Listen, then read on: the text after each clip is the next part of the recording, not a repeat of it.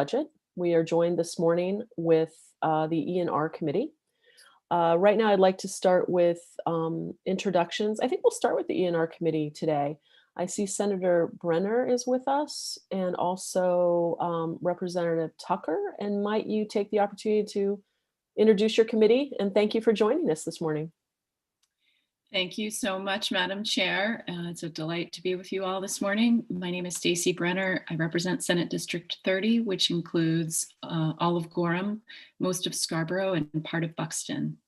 And I'm the chair of ENR. Good morning. My name is Ralph Tucker. I live in Brunswick and represent half of that town. That's House District 50. Thank you.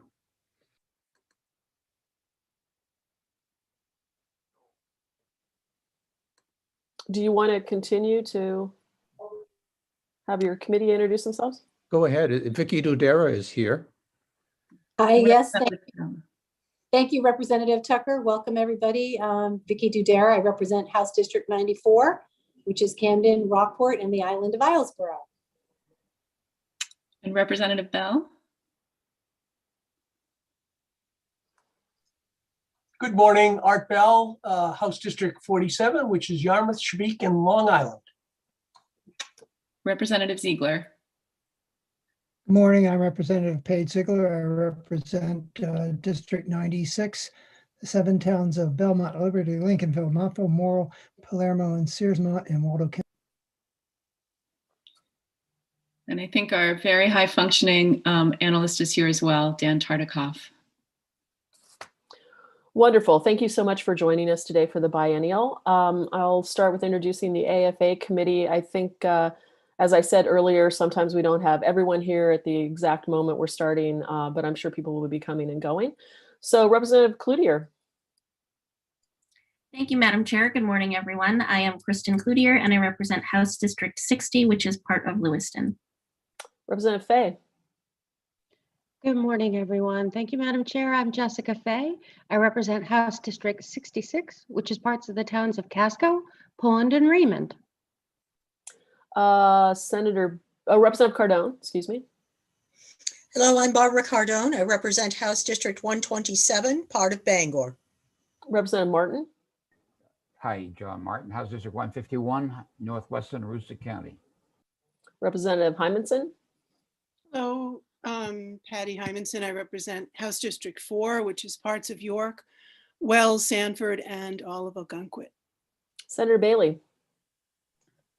Thank you, Madam Chair. Good morning, everyone. I'm Senator Donna Bailey, proudly serving the residents of Saco, Old Orchard Beach, Hollis, Leamington, and the part of Buxton not represented by Senator Brenner. Good morning. Thank you. And my good co-chair, Senator Breen. Thank you and good morning. My name is Kathy Breen. I serve as Senate Chair of Appropriations and I represent 6.5 communities in the Maine Senate. Thank you. And again, I'm Representative Teresa Peirce. I represent House District 44, which is the majority of Falmouth, and I'm happy to be the House Chair of AFA. So today we have our ENR committee joining us, and we're going to hear, we have testimony from a number of individuals in the administration. We'll hear most of that testimony before we take questions, I think, but we, of course, can play that by ear if something comes up. So I'd like to start with Commissioner Figueroa from DAPS, who I believe has testimony for us. Commissioner, are you with us?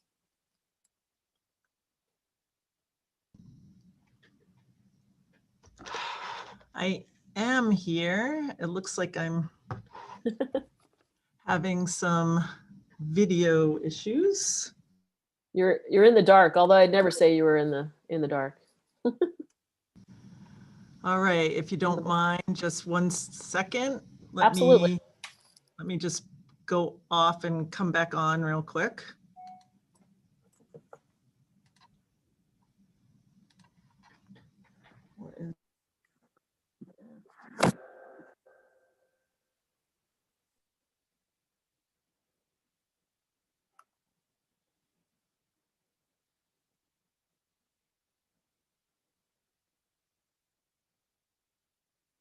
It looks like we have a couple more members of ENR who've joined on. Representative Bloom, would you like to introduce yourself? Oh, thank you, Representative Pierce. This is, I'm Representative Lydia Bloom. I represent House District 3 in York, and I serve on the ENR and Marine Resources Committees. Welcome. And Representative Ziegler, did I miss your introduction? I don't know. I'm sorry. No, I introduced myself, but nobody remembers me. I always remember you. I just apologize for not hearing that initially. There's always a lot going on as we set up Zooms and get going. So we're just waiting for Commissioner Figueroa to come back on. Oh, there she is in full force. Here I am. Thank you. Sorry about that. Okay.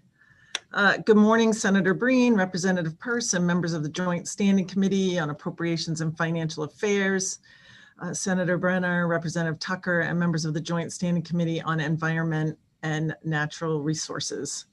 My name is Kirsten Figueroa, and I am the Commissioner of the Department of Administrative and Financial Services.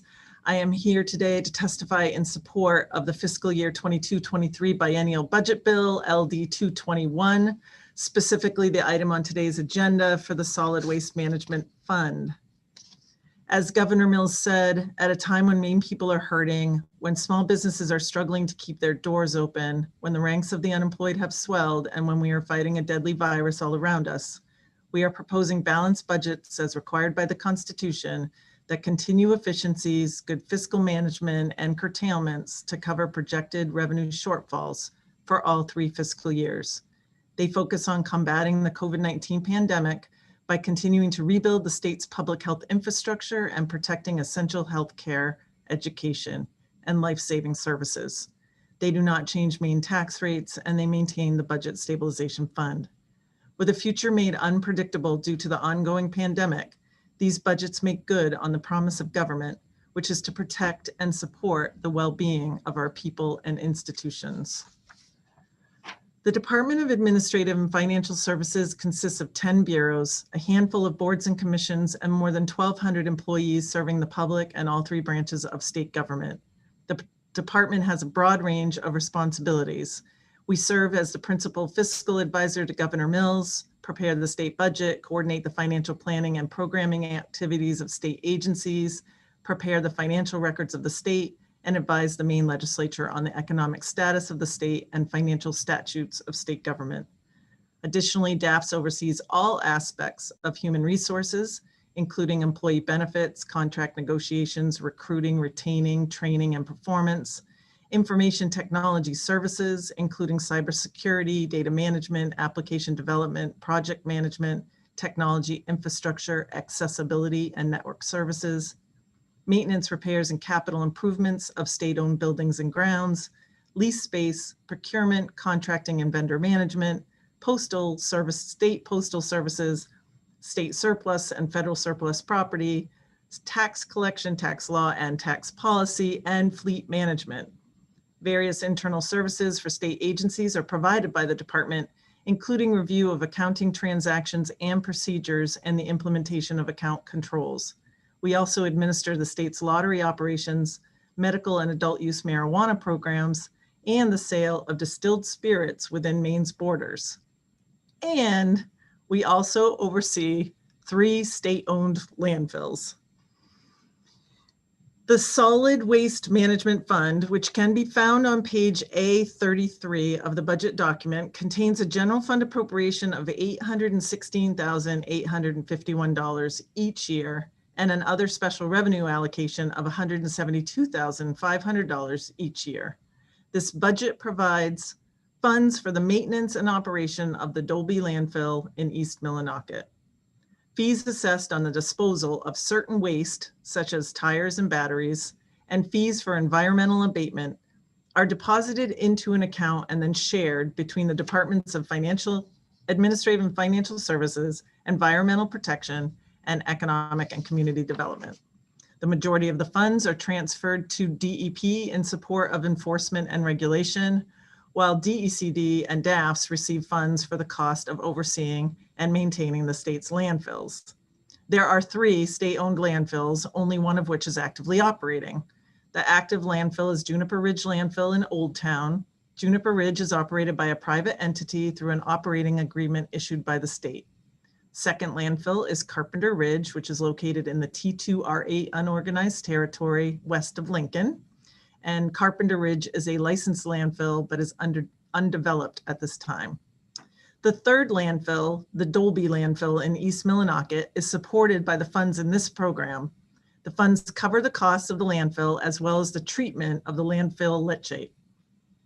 The state and the town of East Millinocket share in the cost of operations and maintenance for the wastewater treatment plant that services the town and the landfill.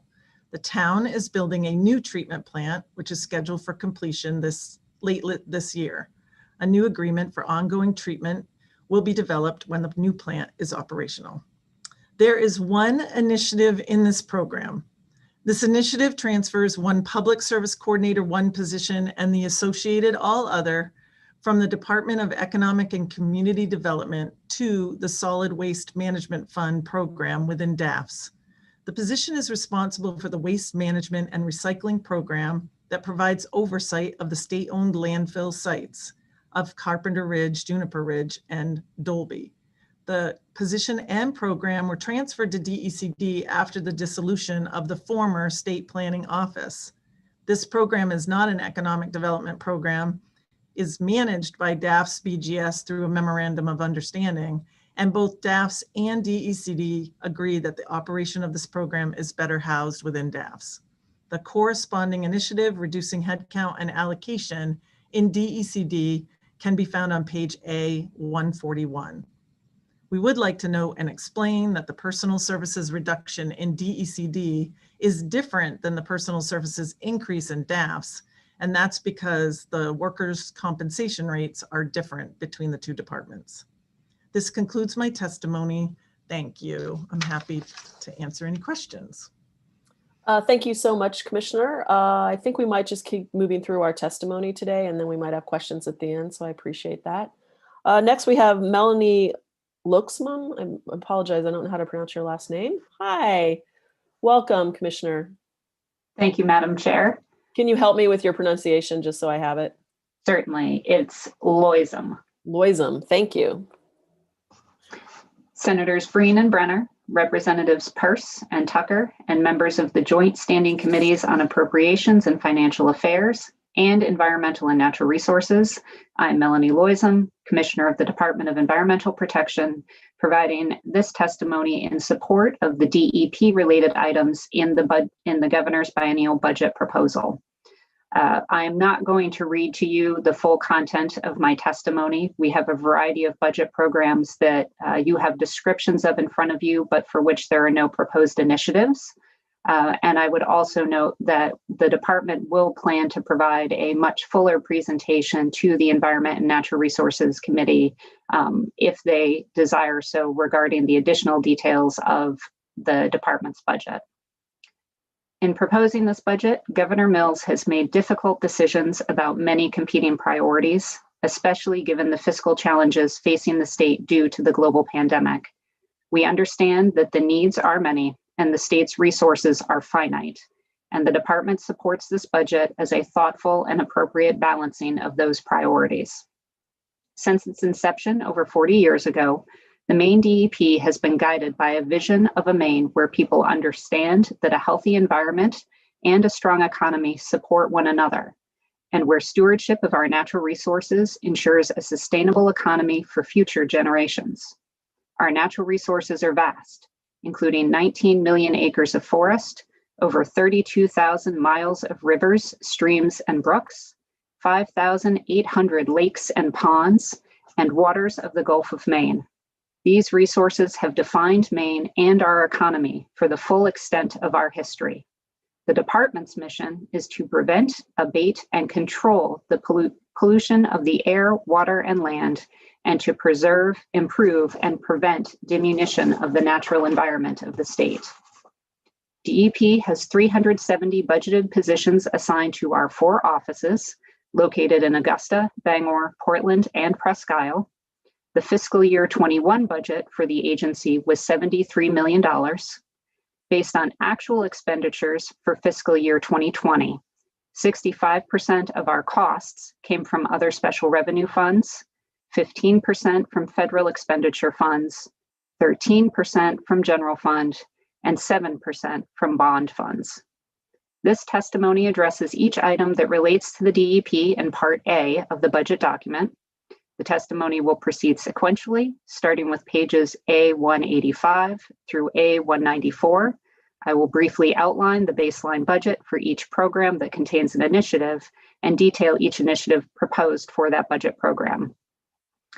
First, as an overview, DEP is proposing 8 new initiatives for the biennial budget for fiscal years 22 and 23, which fall broadly into 3 categories. 1, to provide the necessary support by properly funding our positions. 2, to support the necessary purchases of capital equipment needed for our program work. And 3, to support the core function work of the department. So number 1, our position reclasses.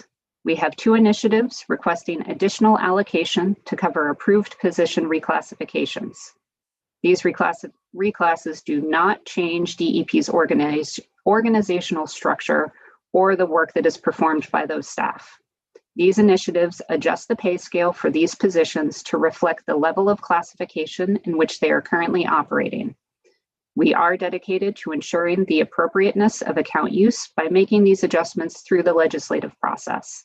These initiatives comprise a net increase of $73,218 in federal expenditure funds over the biennium.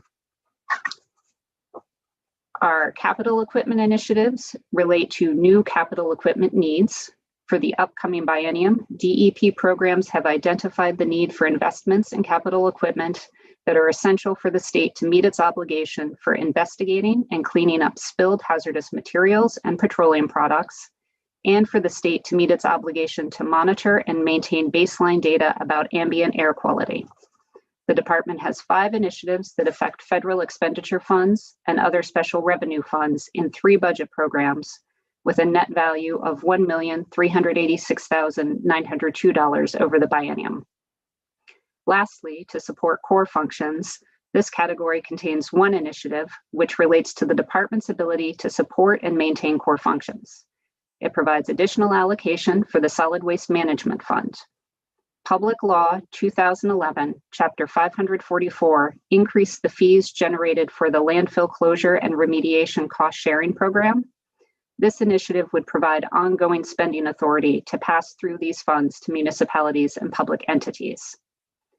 Overall, new initiatives proposed in the FY22-23 budget would increase the department's budget by $1,960,120 over the biennium. This is comprised of net increases of $161,620 in federal expenditure funds and $1,798,500 in other special revenue funds. There is no impact to the general fund. So I would note that in our administration budget program 0251, there are no initiatives proposed. In our air quality program 0250, there are no initiatives proposed. In the Board of Environmental Protection Fund 0025, there are no initiatives proposed. In the Land Resources Budget Program Z188, there are no initiatives proposed. In the Maine Environmental Protection Fund Budget Program 0421, this is the 5th budget program presented in the budget document on page A190. So I know I just jumped a lot there. So again, this is A190. The baseline budget presented shows this budget program is comprised of general fund and other special revenue funds. This budget program administers select application processing fees that support environmental licensing, compliance, outreach, education, and other activities. The Maine Environmental Protection Fund receives and administers these funds. The specific activities supported are implemented by each of the department's bureaus. The 1 new initiative in this budget program is on page A190. This initiative provides one-time funding of $91,000 in FY22 and $158,500 in FY23 of other special revenue funds for capital equipment purchases, which are essential for the department to meet its obligation to monitor and maintain baseline data about ambient air quality. In the Performance Partnership Grant Budget Program 0851 on page A191, the baseline budget presented shows this budget program is comprised exclusively of federal expenditure funds. The Performance Partnership Grant is a federal grant and is awarded following a lengthy, detailed agreement between the U.S. Environmental Protection Agency and DEP for our work on federally delegated programs and other air, land, water quality, and remediation and waste management programs. The types of activities funded under this grant are outlined in the purpose and organization portions of the budget program justifications for air, land, water quality, remediation, and waste management. The first initiative in this budget program on page A191 provides one-time funding of $62,302 in FY22 and $12,100 in FY23 in federal expenditure funds for capital equipment purchases, which are essential for the department to meet its obligation to manage, protect, monitor, and enhance the quality of Maine's water resources. The second initiative in this budget program is also on page A191. This provides funding of $30,944 in FY22 personal services and $7,928 in FY23 personal services for an approved reclassification of one environmental engineer position to an environmental engineer specialist position. The third initiative in this budget program on page A191 provides funding of $23,550 in FY22 personal services and $10,796 in FY23 personal services for another approved reclassification of one biologist 2 position to a biologist 3 position. The last initiative in this budget program on page A191 provides one-time funding of $14,000 in FY22 for capital equipment purchases of 2 additional Eureka water quality probes, which are necessary to maintain both routine and emergency water sampling needs. The 7th budget program presented in the budget document on page A192 is the Remediation and Waste Management Program 0247. The baseline budget presented shows this budget program is comprised of general fund, federal expenditure funds, and other special revenue funds. This program administers Maine's oil, hazardous material, and solid waste control programs, including emergency response for oil and hazardous materials spills, regulation of above ground and underground oil storage facilities, development of natural resource damage assessment claims resulting from oil and hazardous substances, licensing of waste facilities, waste transporters, oil terminals, and spreading sites for septage, sludge, and other residuals, oversight of asbestos management and disposal, and investigation and cleanup of uncontrolled hazardous substance sites. The first initiative in this budget program is on page A192. It provides one-time funding of $679,950 in FY22 and $351,050 in FY23 and other special revenue funds for capital equipment and vehicle purchases that are essential for the department to meet our obligation for investigating and cleaning up spilled hazardous materials and petroleum products. The second initiative in this budget program on page A192 was previously discussed on page 3 of my testimony. It increases allocation of other special revenue funds, all other, by $250,000 in both FY22 and FY23 to align allocations with projected available resources for the landfill closure and remediation cost sharing program. It's important to note that this initiative would replace annual financial orders that have been authorized for spending for this program since FY 2015.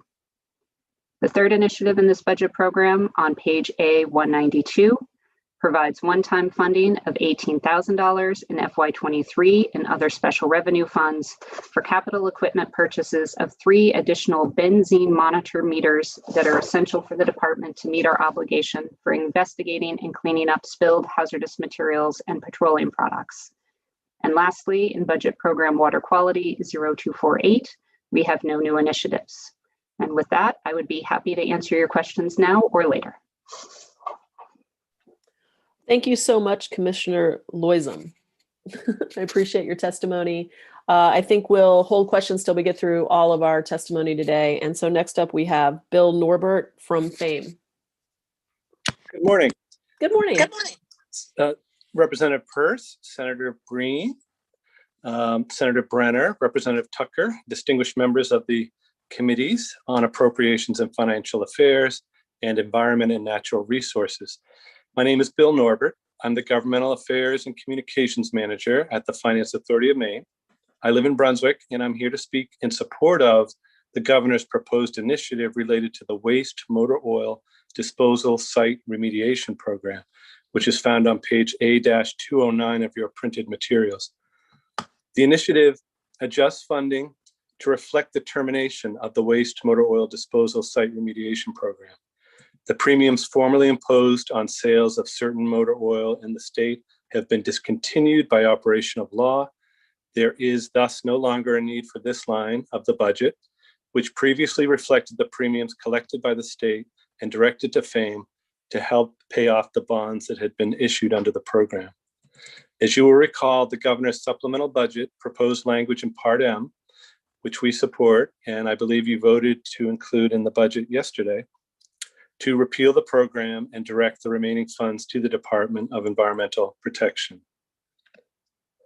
I will not read the remainder of my testimony, which gives a succinct history of the program, but I'm happy to answer any questions if you have any.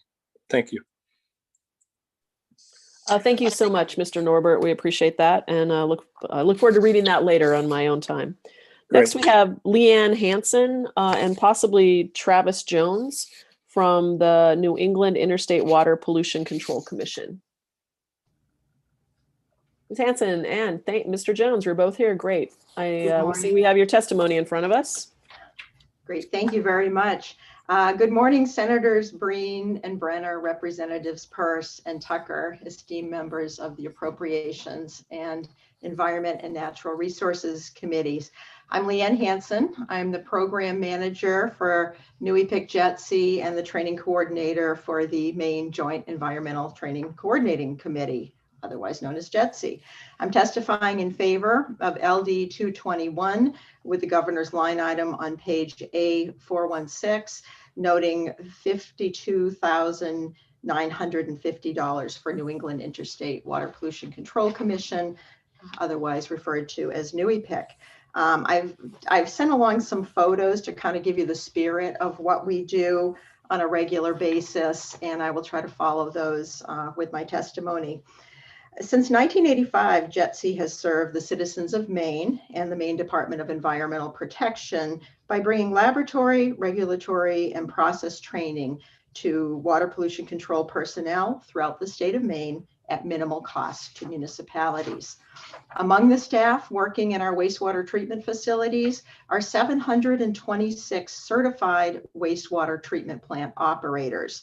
18 hours of continuing education is required for those operators every 2 years. This training is regulated by Maine DEP. It's legislatively mandated. And in the early 1980s, it was clear that Maine DEP and our trade associations lacked the resources to provide the entry level and continuing education for wastewater treatment personnel.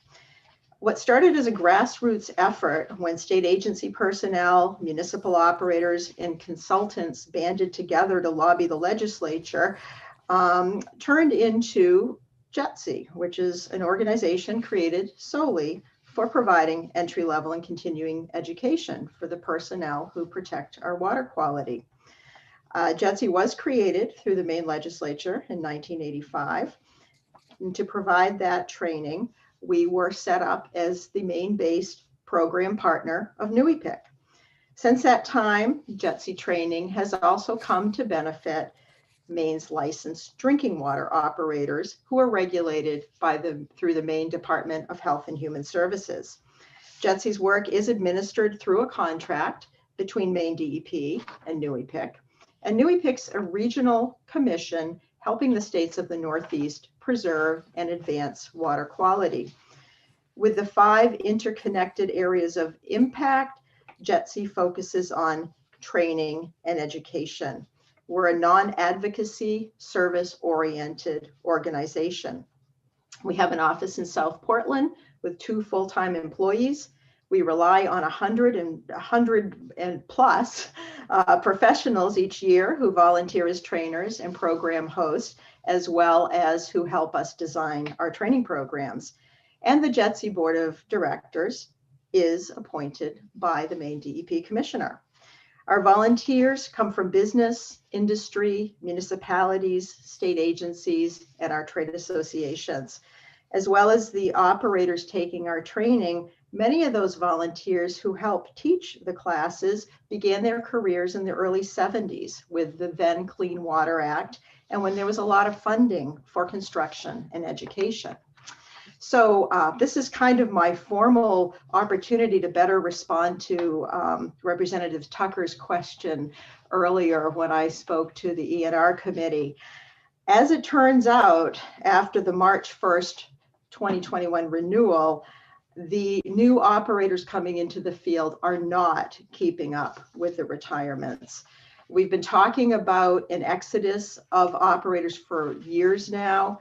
This has been an ongoing discussion, but the recent renewal date for certification, we saw our certified operators drop from 755 to 726. And within that count, there are 120 operators who are considered inactive. They either failed to renew or haven't acquired the training that's needed.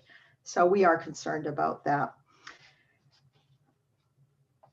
Historically, the number of operators since we took on the operator certification program from Maine DEP has ranged from 700 to 800 operators.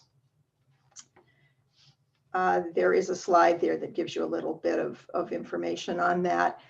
We are initiating a formal survey to determine the retirement timelines with the facilities in Maine and also pending new hires. And fortunately, we do have the ability to do such a thing on fairly short notice.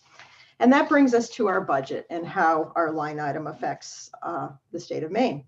Our annual operating budget is $115,000 to provide 25 to 30 6-hour training programs per year for water pollution control professionals.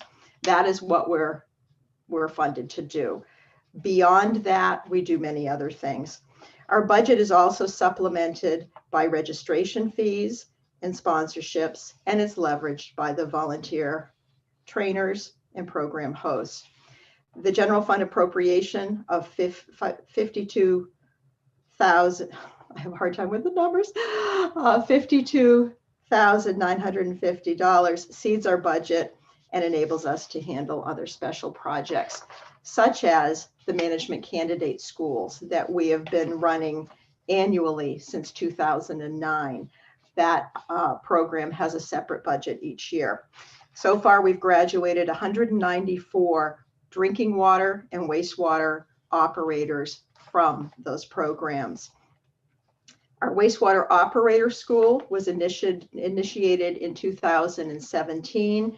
It's a 6-month, 12-session introductory program for new operators and folks that perhaps did not have a good foundation of training in the field.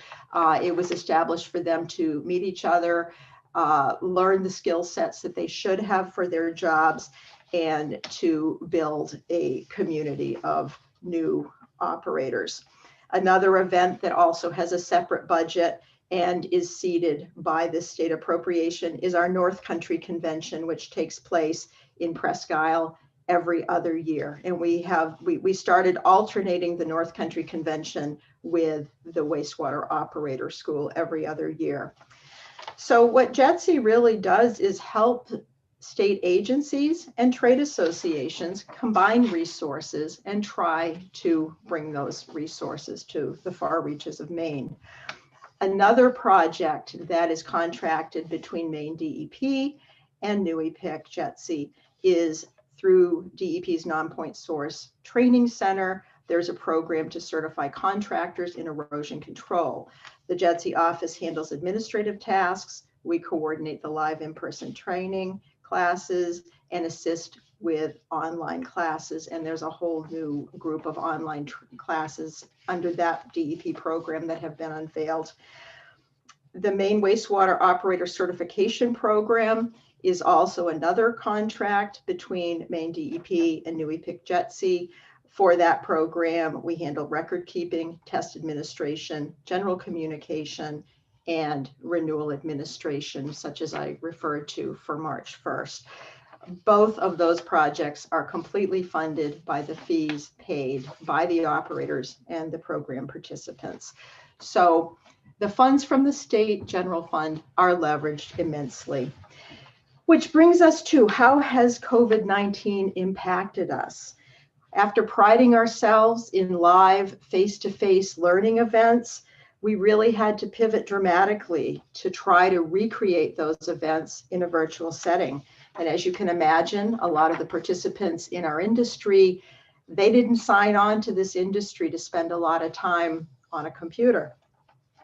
We approached this first by recreating the wastewater operator school. We had a group of students who'd paid and were anticipating 12 classes so that they could prepare for their exams. And we completed that program virtually over 7, or actually 8 virtual classes. The regular, normally 6-hour classes that we offer year round, a number of those had to be canceled, and we recreated those in a virtual setting similar to what we're doing today. Just for comparison, I've given you some numbers. Out of 21 virtual classes, 2 hours apiece, that gives us 42 hours that we're able to offer these folks versus in live actual classes that were held between July 1st, 2019 and March of 2020, we were able to offer 121 and a half training contact hours through 17 live in-person classes. So it is a little bit more work for everybody involved. The Management Candidate School, that is one of the things that sort of was put on hold. Our students who had committed and paid for a year of interactive in-person networking and training wanted to wait until they could meet live and in person. We gave that a few rounds and determined that we are going to resume virtually on March 17th, and we're going to recreate those experiences. Another thing that I hate to say fell by the wayside was the North Country Convention, which was scheduled to be this spring.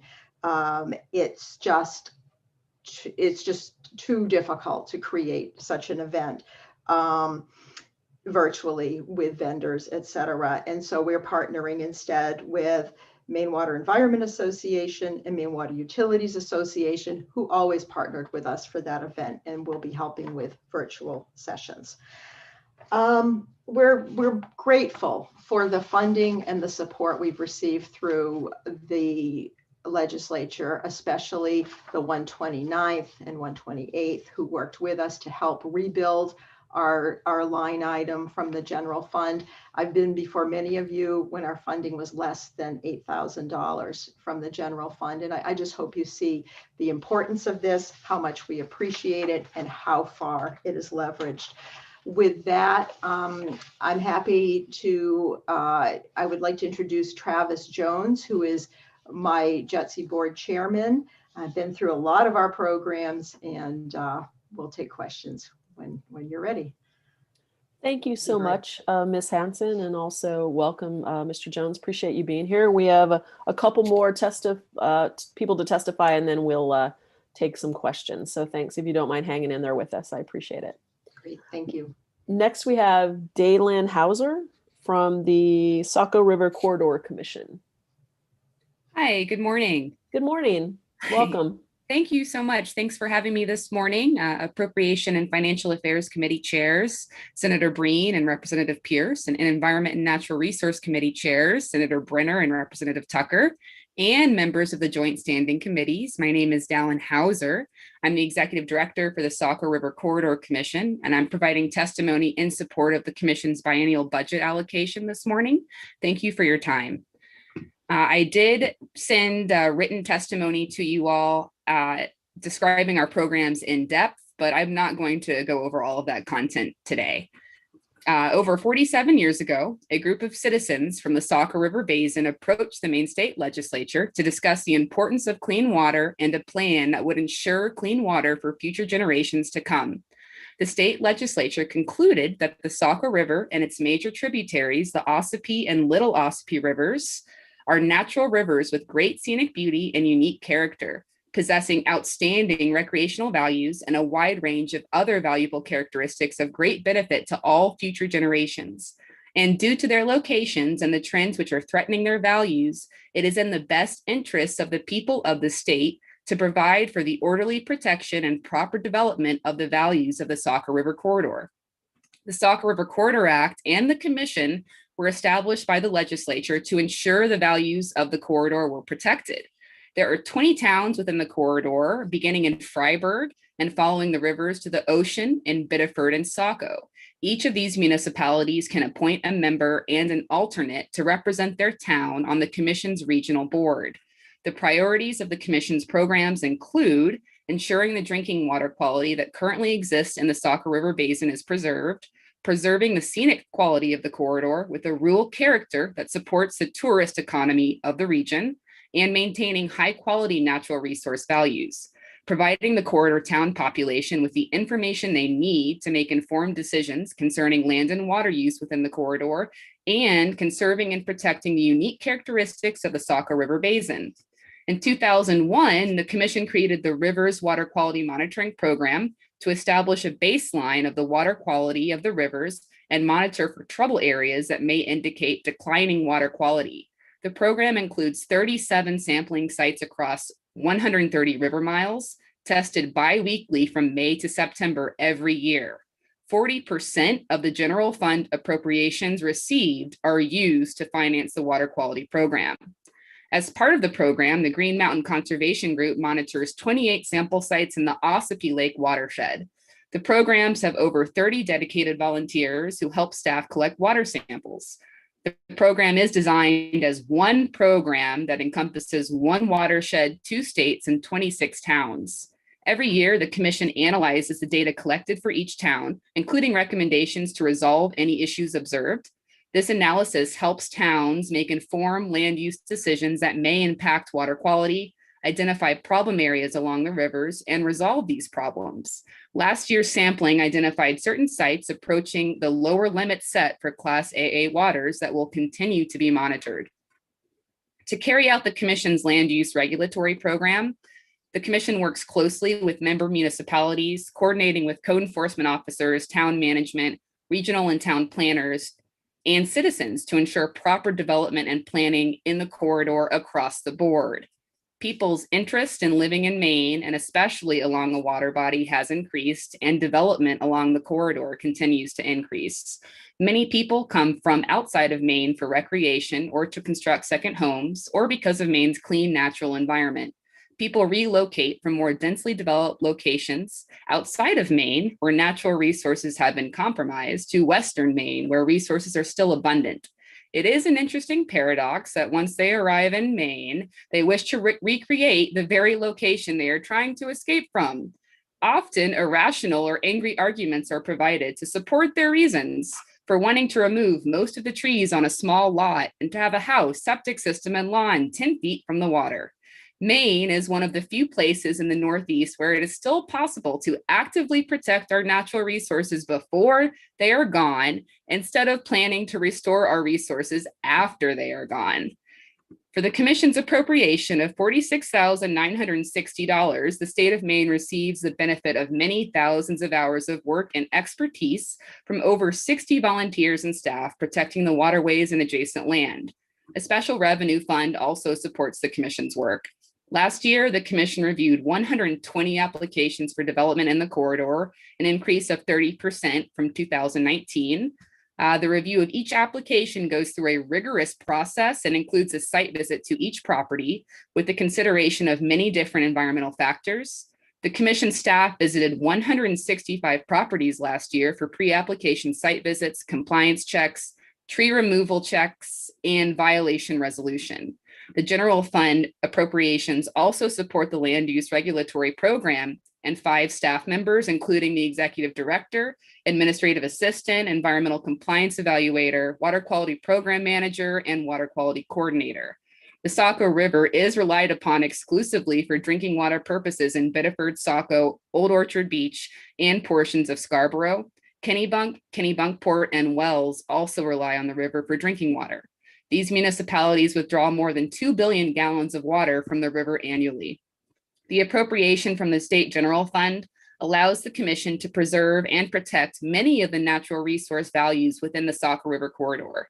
The Commission does accomplish a lot, fueled by the dedication of volunteers from the Saco River Basin communities who very much want to protect this precious natural resource. Thank you for your time and support, and I'm happy to answer questions later if there are any. Thank you so much, Ms. Hauser. Appreciate you being here. I think, and staff, please correct me if I'm wrong. I don't believe there's anyone here from the St. Croix International Waterway Commission to give testimony. Am I correct about that, Maureen? Or Mandy? Or Marianne? We're so well served by so many people. That is my understanding. I have not seen evidence that they have signed up. So if we get some testimony from them in the future, we'll send that to you separately. Excellent, thank you. So I'll open up to questions from either committee. Please use the raise hand element at the bottom, but if not, just, if you can throw your hand up so I know you have a question. Representative Hymanson, please. Hi there. Hi, good morning. Good morning. I'm curious about the Saco River Basin. Is part of your plan to apply for a partnership wild and scenic designation at some point? That is something that has come across the Commission's radar, and we are interested in looking into that some more. I know that another river just received that designation, so it is something we're interested in. Yeah, I'm looking out at that other river right now, the York River. Very nice. I was very happy to see that was designated. I know that's not an easy process, so congratulations. Thank you. We're very proud of that. It's almost finished, has to go through the Senate. So excellent. Good. Thank you. Representative Fay. Thank you, Madam Chair. I think Representative Millett actually had a question I'm sorry. And was before me, so I'll defer until if it's okay. Absolutely, I appreciate the heads up. So Representative Millett, please ask your question. Welcome. Well, thank you, Madam Chair. Thank you, Representative Fay. I had a brief question for Leanne Hansen. Leanne, if you're still there, have you shared the demographic information relative to the potential shortage of drinking water and wastewater system operators and other staff with either the Department of Labor or DECD, so that those shortage numbers are reflected in the overall projected workforce shortage later this decade? There is ongoing discussion on that. Thank you for your question. And as I said, we've been talking about it for years and just waiting for the shift.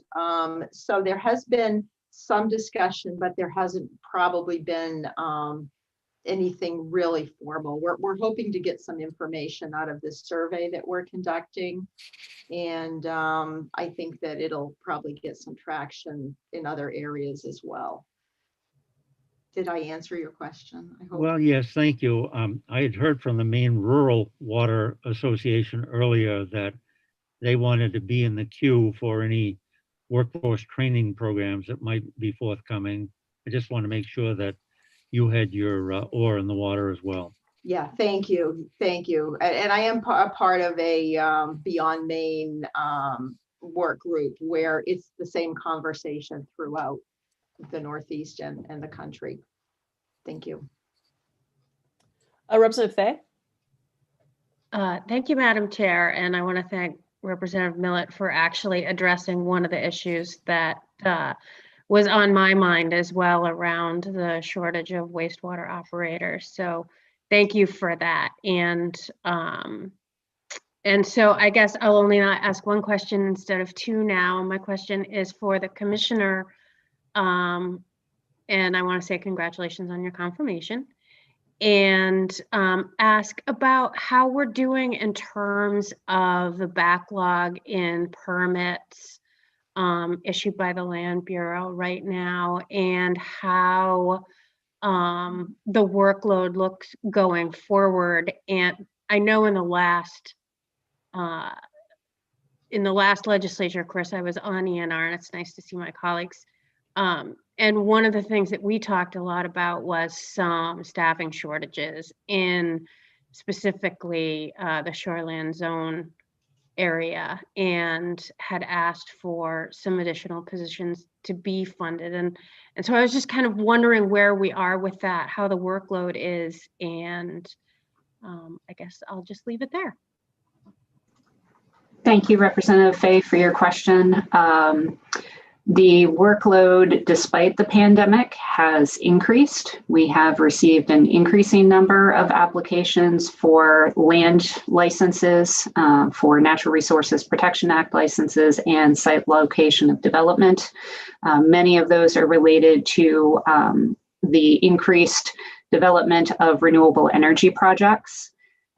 We even had to extend our guaranteed processing time frame for certain types of permit applications because we had received so many that we were not able to meet the 180 days that we had previously promised applicants that we would be able to complete their applications within that time frame. We, I believe, have had a little bit less turnover. So we have had fewer vacancies to try to fill within the last year or so. So that is good news. That's one of the things that impacts how much work we can get done, is trying to get people up to speed on the laws they need to compare those applications to, and hope that we will continue to have staff who build tenure with the agency. But at this time, we are receiving more applications than we can effectively process, unfortunately. All set, Representative Fay? Thank you. And Senator Brenner. Thank you so much, Madam Chair. I'm totally preoccupied with what a recruitment marketing plan looks like for wastewater treatment operators in my mind, but I'm curious, Ms. Hanson, if you could just give me a sense of what is the qualification that one needs to be a wastewater operator? What kind of folks are we looking for? And I feel very naive. I don't know at all. And I'm wondering, are these like, is it a bachelor's degree, a master's degree, or is it a technical certification? And just wondering if the opportunity tax credit for STEM students would fall into a place here for a recruitment strategy. Thank you. Yeah, thank you for your question. I'm going to I can answer that, but I'm going to bring Travis Jones in here since he is right in the field and I can back up with more info. Travis, do you want to take this one? Sure. Thank you, Senator Brenner, for the question. My name is Travis Jones. I'm the chair for the JETSI board. The job that I get paid for is as the collection system supervisor for the city of Brewer. I have testified in front of the ENR committee before, and I believe I told them at the time that my understudy for my career in wastewater was going to school for sports broadcasting. So that's what I went to college for, and ended up in the wastewater field. And to be honest with you, that's how so many of our operators come into the field, is coming from various different, whether it be the military or construction or whatnot. Very few people come in from a program through, whether it be the Northern Maine Community College wastewater operator program, which is absolutely fantastic. We sort of find our way here, which makes the JETSI program so important, because that's really what provides the training for the operators coming in. And over the years, we've developed, and Leanne and Spring have done a fantastic job of developing our wastewater operator school, which is sort of that course over 6 months that's a crash course and very intensive, and really brings them up to speed with everything that we need to have. And then we continue that with a management candidate school, which I was very fortunate to be a graduate of, and that really prepares that next generation for taking over in what has been spoken about today, which is the shortfall in those people to sort of step up and take those upper management positions that are being vacated at, quite frankly, an alarming level right now. So does that answer the question, Leanne or Senator Brenner? Can I? I think you gave a good real life experience. And to go back to your original question, Senator Brenner, all of the above. This is a great field for anybody who's strong in math, science, chemistry, biology. Some of our most successful new hires are job changers, career changers. And we have had some initiatives with some of the Bangor High School in particular, where they were really focusing on trying to take some maybe at-risk and non-traditional students and try to focus them into this industry by giving them some of the real life hands-on, what happens in a river, what happens in a water body. But many of the people that started in our industry were folks that just needed to start somewhere. And this is one of those traditional jobs where you can be a mechanic and you can be a laborer, or you can be a superintendent, and the political connection to your community for your facility. Thank you. I'll keep brainstorming my TikTok and my hashtag for you guys for future use. Thanks for your answers. I appreciate it. Are there any other questions by members of the committee? Representative Martin. Thank you. To the commissioner, if I don't see her at the moment. Oh, there you are. First, for the work session, could you provide us with a list of the municipalities that still have outside money due to them for the solid waste? And I don't know how many there are out there. Yes, we can do that. And then my tough question to you is the department getting ready for the potential application for Mount Chase? And if that were to happen, of course, now they're going through the LRC application, and through that process, of course, that if that is successful, then that application, if made, would go to DEP, and whether or not the staff will need assistance in additional staff in order to go through that application. Thank you for that question. I believe you're referring to a potential mining project. Is that correct? Yes, that's in Mount Chase in upper Penobscot County. Yes, the department has provided some preliminary review comments to the Land Use Planning Commission regarding the rezoning petition that they are considering. We have been communicating with the staff and LUPC. There will be substantial would be an understatement to refer to the amount of information that will be required to be submitted to the department if an application is submitted to us. And it is on our radar for considering what kind of resource impacts it will have. There is also a very large permit application fee that is required for projects of that nature. So we will be considering in what ways we may be able to utilize outside assistance contracted to help us with the review of those materials. Thank you, and I appreciate that. And obviously with that comes at on your radar screen, just notify the legislature if you need additional staff. Thank you. Any other questions by members of the committee? We're on 2 screens, so I want to make sure I'm checking to make sure no one has any additional questions. I do not see any at this time. We do not have anyone from the public who was signed up to testify for this portion of the biennial budget. So with that, I want to thank the ENR committee for joining us today. It's a pleasure to see you all. We look forward to your report back. I'd like to thank everyone who testified. Nice to see the commissioner again and the new commissioner from DEP. We appreciate you being here again with everyone else that was here as well. We appreciate it. We are going to then put our meeting on hiatus until 1 o'clock when we will be joined by the Agriculture, Conservation, and Forestry Committee. That will be our final block of the biennial budget after 3 weeks of work having public hearings. So we look forward to this afternoon and finishing that work up. Again, thanks to ENR. We appreciate Senator Brenner and Rep. Tucker chairs for bringing your committee here. Good to see you all. And for the AFAers, we'll see you at 1 o'clock. Please remember to mute yourself, take yourself off picture, or if you'd like to sign out and log back in, it'll be the same Zoom account. See you soon. Goodbye.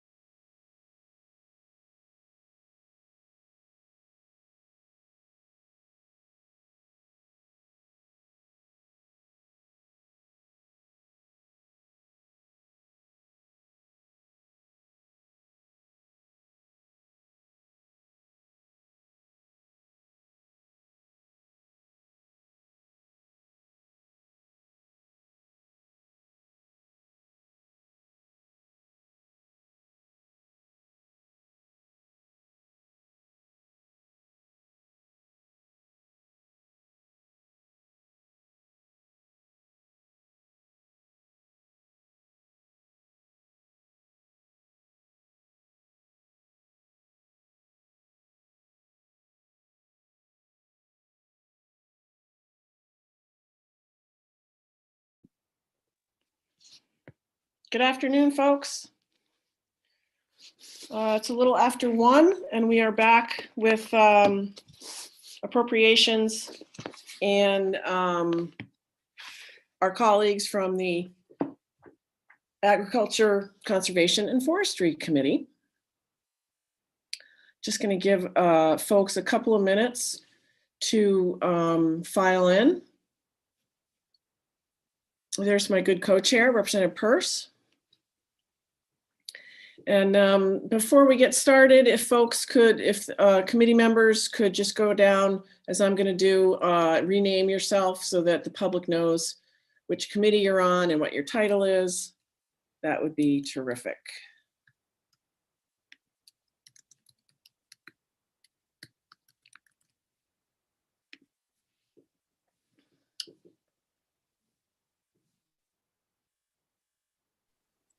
Madam Chair? Yes. A number of us had to ask to have our video start again. I'm not sure why that's happening, and I'm seeing that in the chat as well. Yes. So maybe we need to alert our clerk, Marianne. I'm just saying that as a... Yeah. Hey. All set. I just fixed it. Thank you, Marianne. You're welcome. All right. All sorts of faces popping up. Nice to see you all. Hello, Senator Dill. Long time no see. You don't look like Karen Netto. I'll try to fix that. I couldn't find. I didn't find the link anyplace. So. Huh. Well, I see your co-chair, Representative O'Neill, is here with her proper title. We are about to start our last part of our public hearings on the governor's proposed biennial budget for the Department of Agriculture, Conservation, and Forestry. Appropriations folks introduced themselves earlier today, so I would ask Senator Dill to help lead introductions of the ACF committee. Sure, thank you. I will start with Senator Maxman. Hi there, I'm Chloe Maxman. I represent Senate District 13, which is all of Lincoln County except for Dresden, plus Washington and Windsor. Senator Landry. Representative. Good afternoon, Representative Scott Landry. I represent District 113, the towns of Farmington and New Sharon. Representative Bernard. Good afternoon, everyone. I'm Sue Bernard. I represent Caribou, Westmanland, and New Sweden, and that is truly what it looks like here. Representative O'Neill. Good afternoon. I'm Biennial, and I represent House District 15, which is in Saco. Representative Hall. Good afternoon. Representative Randy Hall, District 114, 6 towns in southern Franklin County. Representative Pluker. Thank you. I'm Bill Pluker. I represent Warren, Hope, Appleton, and part of Union. House District 95. Representative Schofield. Good afternoon, everyone. I'm Tom Schofield. I represent House District 112. I live in the town of Weld and represent 17 towns and townships in Franklin and Somerset counties, the High Peaks region of Maine.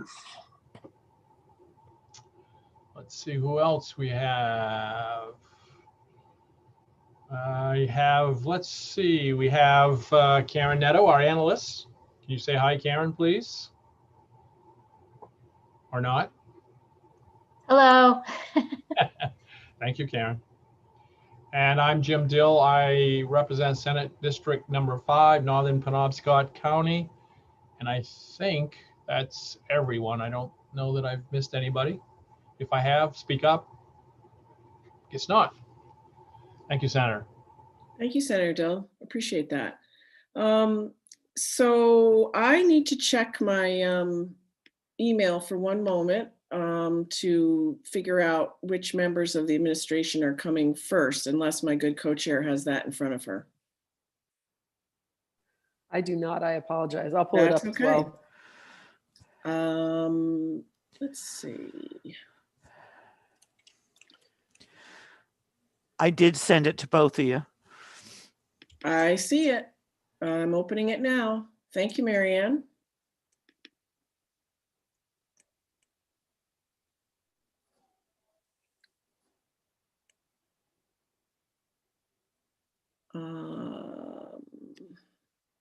Marianne, could you tell me who's first on the list so we can proceed? Madam Chair, I think I pulled it up. I believe it's Commissioner Beal. Well, that makes a lot of sense. That does. So there we are. She is the commissioner of the Agriculture, Conservation, and Forestry Department. So welcome, Commissioner Beal, and we look forward to your testimony. The floor is yours. Thank you so much. Just get situated here. Good afternoon, Senators Breen and Dill, Representatives Peirce and O'Neill, and all members of the Joint Standing Committees on Appropriations and Financial Affairs and Agriculture, Conservation, and Forestry. My name is Amanda Beal, and I'm the Commissioner of the Department of Agriculture, Conservation, and Forestry, or DACF. I'm here today to testify in support of LD 221, the Governor's Biennial Budget Proposal for state fiscal years 2022 and 2023. This testimony addresses each item and proceeds sequentially, starting on page A40 through A69. As Governor Mills has said, at a time when Maine people are hurting, when small businesses are struggling to keep their doors open, when the ranks of the unemployed have swelled, and when we are fighting a deadly virus all around us, we are proposing balanced budgets as required by the Constitution that continues efficiencies, good fiscal management, and curtailments to cover projected revenue shortfalls for all fiscal years.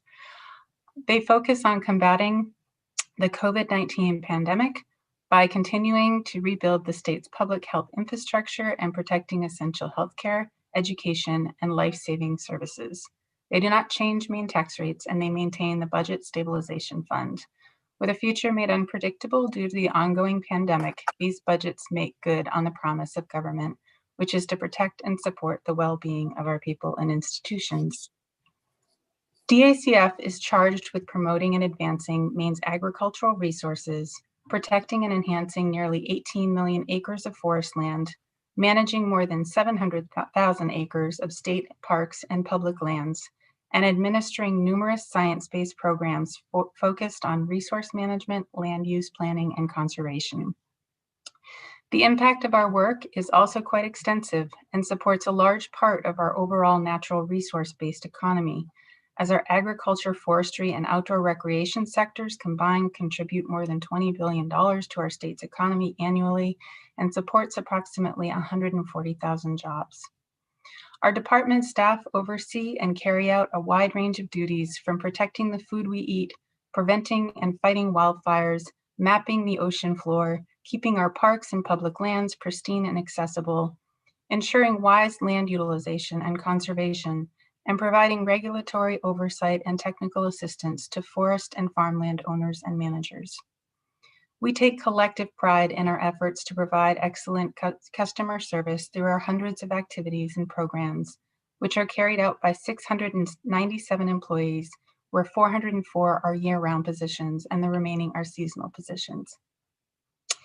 In the past year, our department has broken many records, with demand for our services both straining our resources while also reinforcing the need for the time, talent, and expertise of our staff.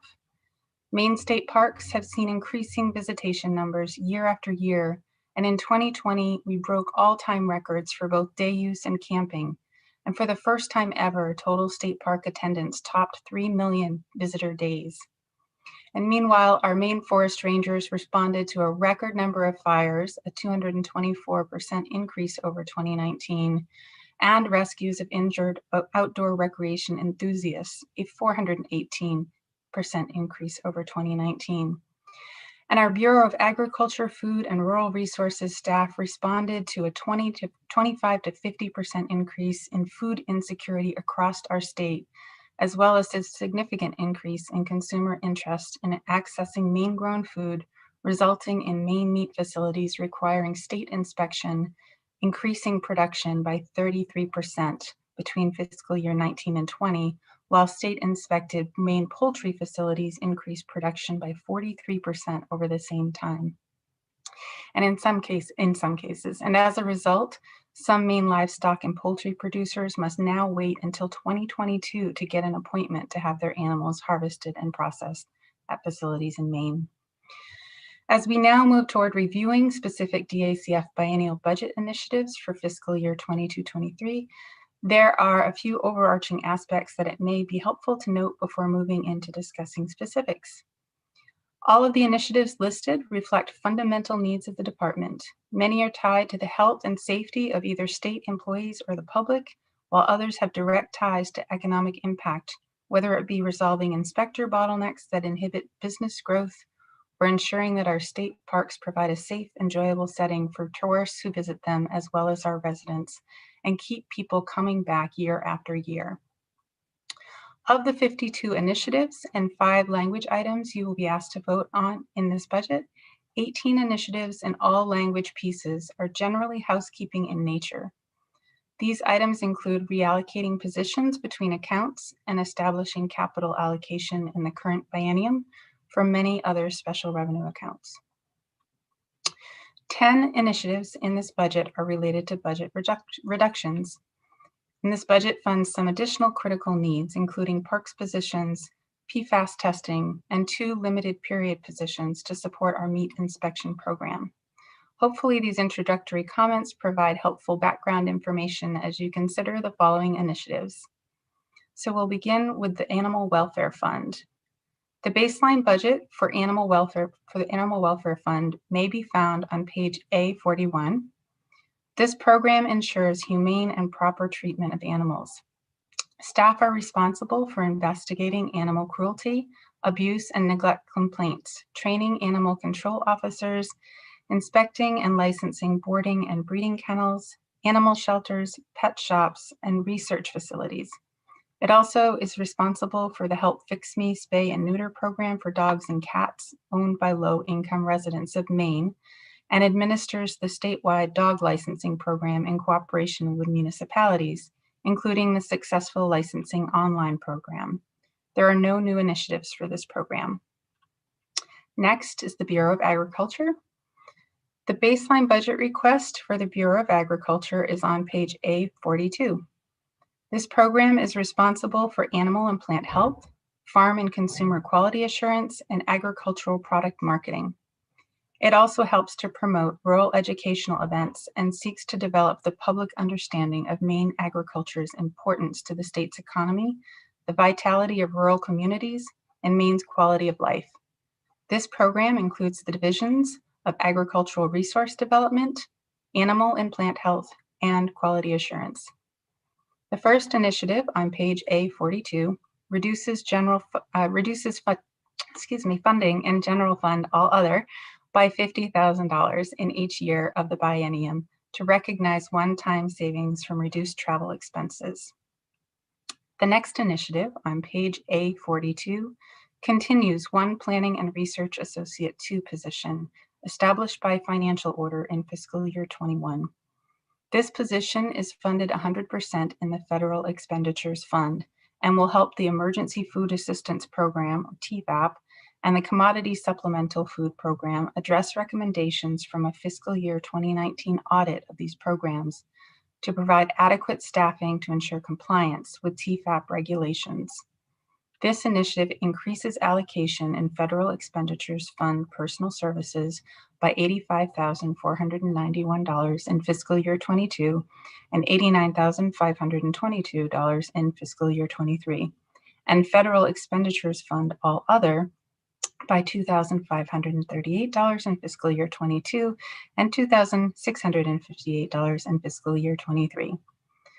The next initiative on page A43 establishes one limited period inspection process analyst coordinator position in fiscal year 23, funded 50% by the general fund and 50% by the Federal Expenditures Fund. This initiative provides general fund personnel services of $46,477 and general fund all other of $3,000 in fiscal year 23, and increases allocation in Federal Expenditures Fund personal services by $46,472 and Federal Expenditures Fund all other and the Federal Expenditures Fund, all other, by $4,469 in fiscal year 23. This position will administer day-to-day operations in the main meat and poultry inspection program, which has experienced increasing demand with the new cooperative interstate shipment program and addresses a weakness identified by USDA Food Safety Inspection Service during an on-site audit in 2018. The next initiative on page A43 provides funding in General Fund All Other for $13,000 in each year of the biennium to continue PFAS testing in foods as recommended by the Governor's PFAS Task Force. This will allow the department to conduct sampling, perform laboratory analysis, and obtain specialized supplies to continue monitoring Maine's milk supply at the current level and pace. The next initiative on page A43 reallocates one consumer protection inspector position from 100% federal expenditures fund to 100% other special revenue funds to align work effort with the proper funding source. This initiative will reduce allocation in federal expenditures fund personal services by $89,688 in fiscal year 22 and by $93,510 in fiscal year 23. And in federal expenditures fund all other by $2,662 in fiscal year 22 and by $2,776 in fiscal year 23, and will increase allocation in other special revenue funds, personal services, and all other by the same amounts each year.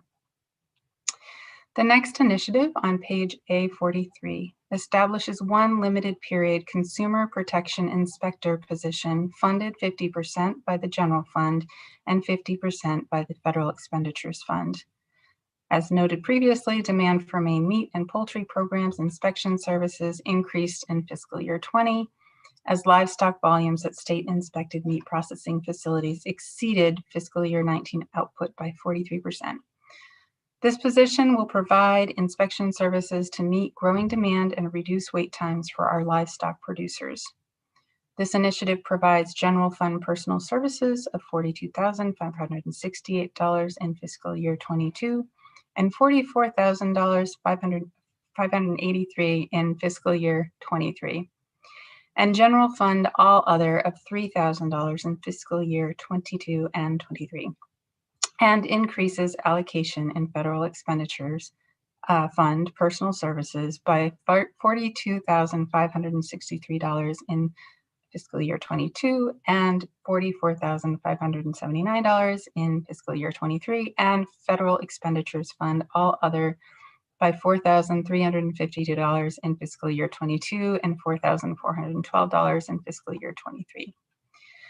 The next initiative on page A44 recognizes one-time savings in general fund all other of $28,739 in 22 and $14,000 in 23 for decreased contracts and general operating expenses in the biennium. The final initiative for this program on page A44 recognizes one-time savings of $5,000 in general fund all other and $5,149 in federal expenditures fund all other in FY22 for contracted lab services. Next, certified seed fund. The baseline budget request for the certified seed fund is on page A45.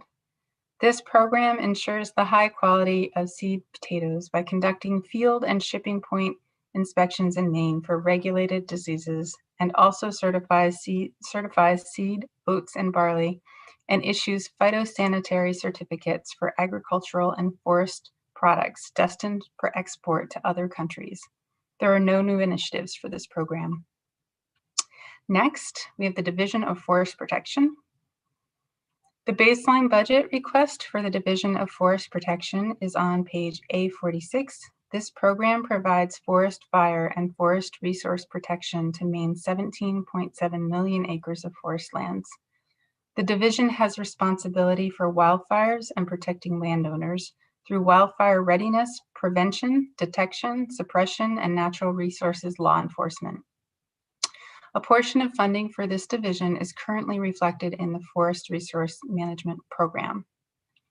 The first initiative on page A46 provides funding in General Fund All Other for $42,000 in each year of the biennium for increased costs of uniforms. The next initiative on page A46 provides funding in General Fund All Other for $35,000 in each year of the biennium for increased training costs for all rangers. The next initiative on page A46 provides funding in General Fund All Other for $30,000 in FY22 and $10,000 in FY23. This initiative provides funding for $20,000 in FY22 to send the new pilot to Bell helicopter training and will provide ongoing funds of $10,000 in both years for water crash survival training for all pilots. The next initiative on page A47 increases allocation by $100,000 in each year of the biennium in the other special revenue funds capital expenditures for capital improvements. The next initiative on page A47 increases allocation in other special revenue funds personal services by $38,236 in each year, and in other special revenue funds all other by $1,375 in each year, to allow the charging and reimbursement of personal services and related all other costs associated with non-fire flights conducted for other state agencies. The next initiative on page A47 increases allocation in the Federal Expenditures Fund capital expenditures by $350,000 in each year for ongoing maintenance of aircraft. The next initiative on page A47 provides funding in General Fund capital expenditures for $35,000 in each year to overhaul 2 Huey helicopter fuel control units. The next initiative on page A47 provides funding in General Fund capital expenditures for $20,000 in FY23 to overhaul the main rotor blades on 1 Huey helicopter. And the next initiative on page A47 reduces funding for $100,000 in General Fund All Other for each year of the biennium by allocating operating expenses to allowable federal funding sources for one time only. The next initiative on page A47 increases allocation in other special revenue funds capital expenditures by $125,000 in FY22 and $175,000 in FY23 to overhaul a main motor hub, replace rotor blades and a fuel control unit, and to paint the Jet Ranger helicopter. The next initiative on page A48 provides funding in General Fund personal services of $1,159 in FY22 and $1,160 in FY23, and increases allocation in the Federal Expenditures Fund personal services by $1,256 in both years, and in Federal Expenditures Fund All Other by $45 in both years, for a proposed reorganization of 1 laborer 1 position to a laborer 2 position. Forest Protection has 3 regional office locations. 2 of these offices have a laborer 2, and this reorganization will provide the 3rd office location with staff to assist with wildland fires and operate wildland fire equipment. The next initiative on page A48 reallocates the cost of 81 positions and all other funds from 71% in Forest Protection General Fund and 29% in Forest Resource Management General Fund to 100% Forest Protection General Fund to segregate forest protection activity for transparency. This initiative provides general fund personal services of $2,370,164 in FY22 and $2,412,695 in FY23, and General Fund All Other of $642,325 in each fiscal year. You will see the other half of this initiative showing a general fund reduction for the same amounts in each fiscal year in the Forest Resource Management Program. These two initiatives have a net zero impact within the Bureau of Forestry. The next initiative on page A48 provides funding in general fund all other for $35,000 in each year to begin replacing Bendix King portable radios for forest protection. This ongoing funding will replace 12 radios per year. These radios are the national standard for portable radios and are used by our rangers on wildfire incidents both in Maine and across the country. The current radios that need to be replaced are more than 10 years old and are reaching the end of their useful life. The next initiative on page A48 provides funding in general fund all other for $14,000 in each year of the biennium to replace ballistic vests on a rotational basis.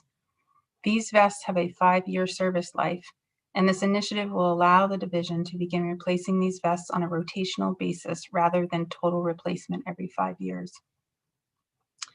The next initiative on page A48 provides funding in general fund all other for $18,000 in each year of the biennium for ammunition and training supplies for mandatory semi-annual firearms training. The next initiative on page A48 provides funding in general fund all other for $40,000 in each year of the biennium to cover increased insurance rates for aviation coverage. The next initiative on page A49 provides funding in general fund all other for $48,000 in each year of the biennium for equipment, installation, and vehicles, including radios and emergency lights. And the final initiative on page A49 reduces funding in the general fund, all other, by $41,000 in each year of the biennium to recognize one-time savings by driving fewer miles. Next, we have the forest resource management. The baseline budget request for forest resource management is on page A50. This program preserves the overall health of Maine's forest resources by protecting forest, shade, and ornamental tree resources of the state from significant insect and disease damage and providing pest management and damage prevention. An annualized 5-year cycle inventory of Maine's forest resources is conducted by this program. Technical assistance, scientific and economic information, and educational services to Maine's family forest owners, the forest industry, landowners, and the public are also provided by this program. A portion of funding for the previously mentioned Division of Forest Protection is also in this program. The first initiative on page A50 provides funding in general fund all other for $2,500 each year for standard equipment installation in vehicles, including radios. The next initiative on page A50 provides funding in general fund personal services for $15,250 in FY22 and $16,138 in FY23 for the reorganization of one regional management coordinator position to a public service manager 2 position as approved by the Bureau of Human Resources on May 14th, 2020. The next initiative on page A51 provides funding and reallocates one office associate 2 position from 50% general fund and 50% federal expenditures fund to 100% general fund to align work effort with the appropriate funding source. This initiative will increase general fund personal services by $33,359 in FY22 and by $34,654 in FY23, and will reduce allocation in federal expenditures fund personal services by the same amounts, and will reduce allocation in federal expenditures fund all other by $1,199 in FY22 and $1,246 in FY23. The next initiative on page A51 reduces funding in general fund all other by $4,860 in each year of the biennium to recognize one-time savings by driving fewer miles.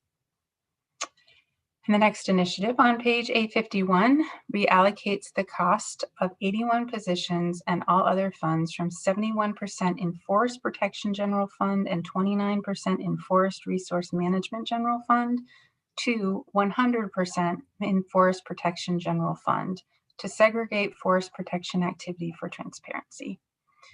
This initiative reduces general fund personal services by $2,370,164 in FY22 and by $2,412,695 in FY23, and general fund all other by $642,325 in each fiscal year. This is the second half of the initiative that was discussed on page A48. These two initiatives have a net zero impact within the Bureau of Forestry. The final initiative on page A51 provides funding in general fund all other for $7,070 in fiscal year 22 and $3,470 in fiscal year 23 to purchase 6 Garmin GPS units and for ongoing funds to pay the annual subscription for these units.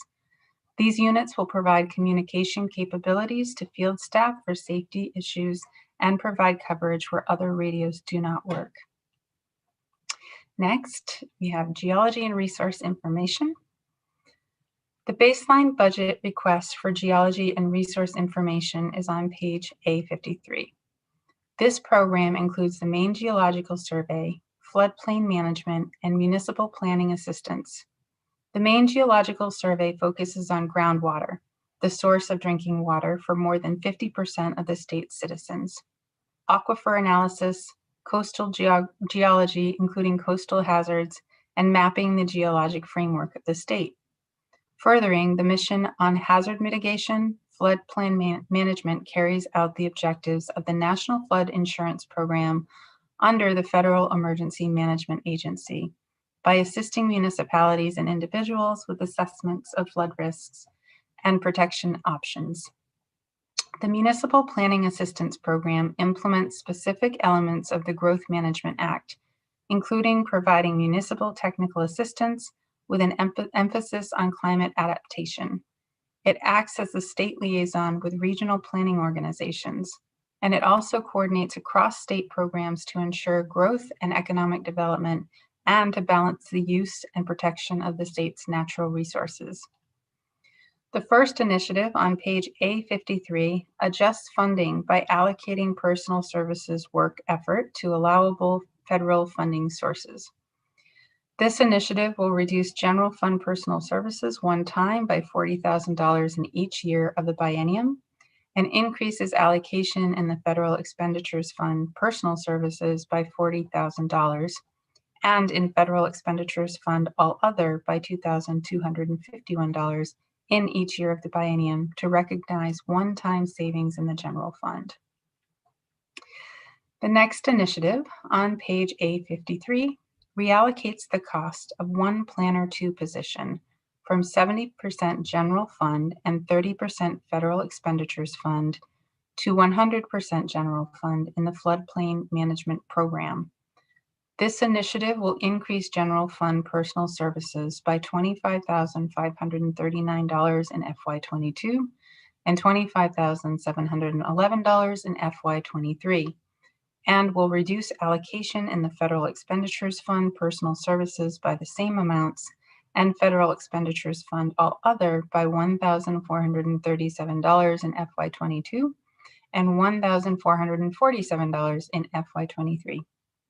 This initiative will align work effort with appropriate funding to allow the department to carry out objectives of the National Flood Insurance Program without affecting flood insurance across the state. Next up is the Harness Racing Commission.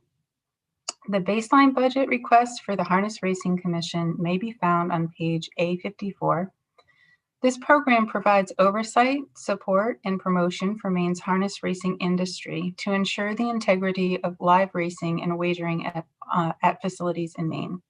There are no new initiatives in this program. Next, it's Land for Maine's Future. The baseline budget request for the Land for Maine's Future program is on page A55. This program coordinates and finances the acquisition of lands and easements for conservation, water access, outdoor recreation, wildlife and fish habitat, farmland and working waterfront conservation. There are no new initiatives for this program. And now land management and planning. The baseline budget request for land management and planning is on page A56. This program manages the state's public lands and performs sustainable timber management under the principles of multiple use and our Sustainable Forestry Initiative, or SFI, and Forest Stewardship Council, FSC, certified. The first initiative on page A56 increases allocation in other special revenue funds, all other, by $11 million in each year of the biennium for contracts for logging services, for CLS. This initiative was requested and approved as capital expenditures in the last biennial budget. The Controller's Office advised the department to account for these expenses under all other instead of capital expenditures. This initiative will establish baseline allocation in the correct line category. The next initiative on page A56 increases allocation in other special revenue funds, all other, by $400,000 and capital expenditures by $3 million in each year of the biennium for construction materials, improvement to bridges and roads, and other improvements to recreational trails and sites used by the public. The next initiative on page A56 increases allocation in other special revenue funds, personal services, by $51,658 and all other by $2,478 in FY22, and personal services by $52,556 and all other by $2,522 in FY23 for unrealized attrition and collective bargaining increases. The department cannot do financial orders in this account. This initiative will allow the department to fill vacancies as they occur. There's no language in part, or there's also language in Part W related to this initiative. The final initiative for this program on page A57 transfers and reallocates the cost of multiple positions in various programs within the Bureau of Parks and Lands to realign funding for some positions to match their current work effort. This initiative increases allocation in other special revenue funds, personal services by $59,625 and all other by $2,861 in FY22, and personal services by $63,610 and all other by $3,052 in FY23. These positions are funded in 3 programs, so there are 2 corresponding initiatives for this realignment, which will be seen on pages A63 and A67. Next, the Maine Conservation Corps. The baseline budget request for the Maine Conservation Corps is on page A58. This program provides job skills training while supporting and preserving Maine's natural resources and is closely aligned with the National AmeriCorps program. It is geared toward encouraging youth volunteerism, and there are no new initiatives in this program. Maine Farms for the Future program. The baseline budget request for the Maine Farms for the Future program is on page A59. This program provides technical assistance and grants to farmers for developing business plans and implementing those plans in a 2-phase process. There are no new initiatives for this program. Up next, the Maine Land Use Planning Commission. The baseline budget request for the Maine Land Use Planning Commission is on page A60. This program serves as the planning and zoning board for the 421 unorganized townships, 31 plantations, 7 organized towns, and over 300 unorganized coastal islands, which covers 10.4 million acres, about half the state.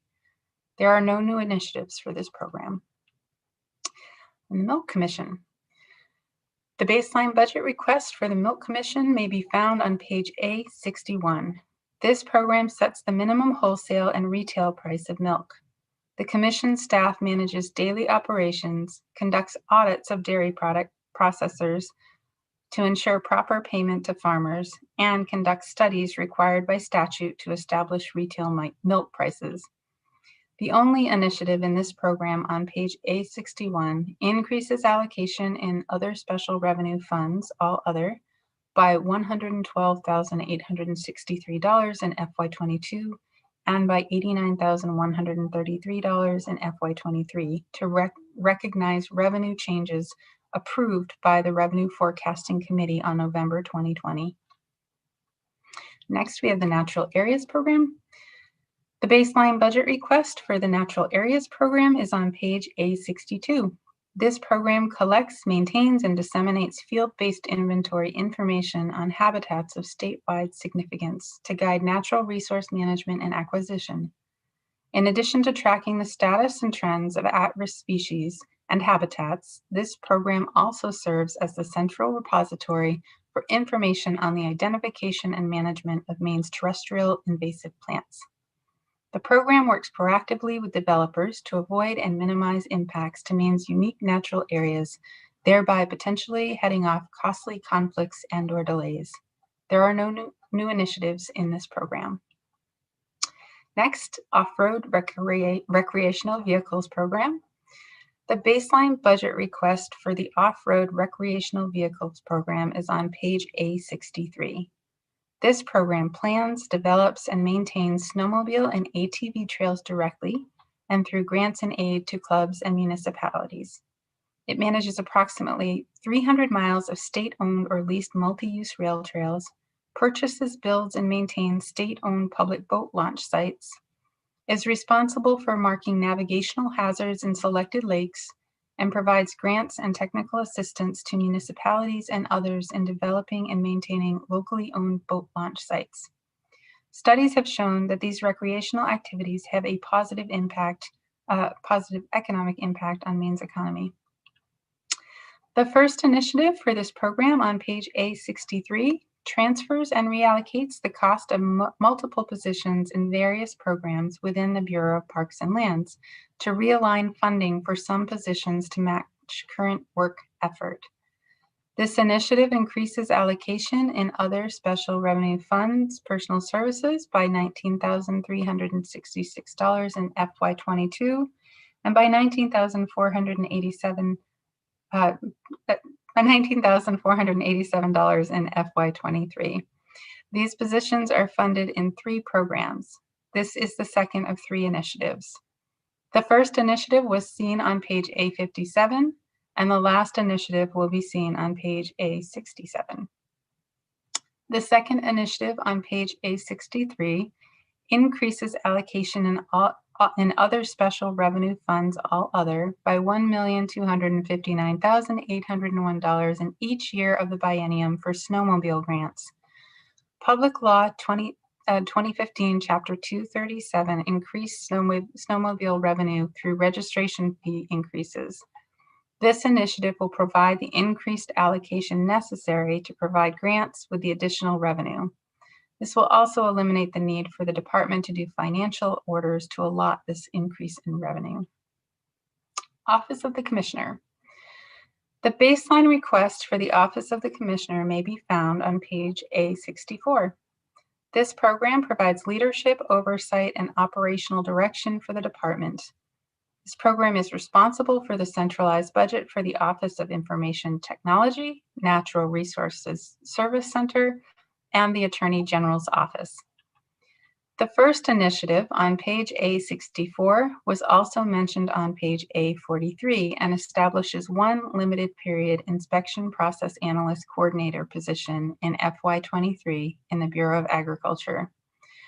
This initiative provides funding in general fund all other for $3,247 in FY23 and increases allocation in other special revenue funds, all other, by $660 in FY23 to cover the information technology costs associated with the new position. The second initiative on page A64 reduces funding in general fund, all other, by $4,135 in each year and reduces allocation in other special revenue funds, all other, by $832 in each year to recognize savings from turning in 17 vehicle radios. The department is switching these radios in some forestry vehicles to in-reach units to have better coverage in remote locations. This initiative recognizes the net savings from this change. The next initiative on page A64 provides funding in general fund all other for $36,728 in FY22 and $48,213 in FY23 for increased expenses for services provided by the Attorney General's office.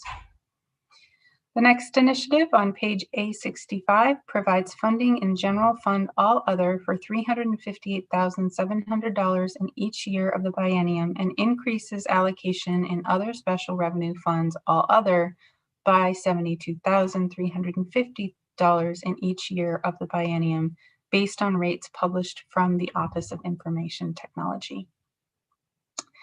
The next initiative on page A65 increases allocation in other special revenue funds, all other, by $99,719 in FY22 and $121,209 in FY23 for the same level of services due to increases in costs for financial, accounting, and human resource management services provided by the Department of Administrative and Financial Services through the Natural Resources Service Center. The next initiative on page A65 reduces funding in general fund all other by $10,000 in each year of the biennium to recognize one-time savings from reduced travel expenses. The final initiative on page A65 reduces funding in the general fund all other by $4,400 for discretionary grants. Next, Parks General Operations. The baseline budget request for Parks General Operations is on page A66. This program manages approximately 100,000 acres, including 48 state parks and historic sites, and serves over 3 million visitors each year and offers many public service activities such as the Take It Outside program, an initiative to bring kids and their families into the outdoors for recreation year-round. This program also provides for recreational opportunities and the construction and management of the fire-safe public campsites in the West Branch Penobscot River corridor. The first initiative on page A66 establishes 6 seasonal assistant park ranger positions and provides funding in general fund personal services for $102,648 in FY22 and $106,500 in FY23. This initiative will reinstate 6 of 24 positions that were eliminated in fiscal year 2017-18 and will help the department to better maintain facilities, meet public safety requirements, and address increasing visitation rates and park facility use by the public.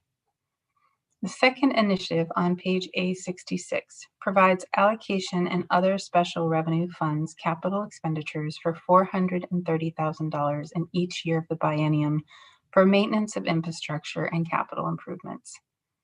The third initiative on page A66 provides allocation in other special revenue funds capital expenditures for $100,000 in each year of the biennium for maintenance of infrastructure and capital improvements in the Allagash Wilderness Waterway.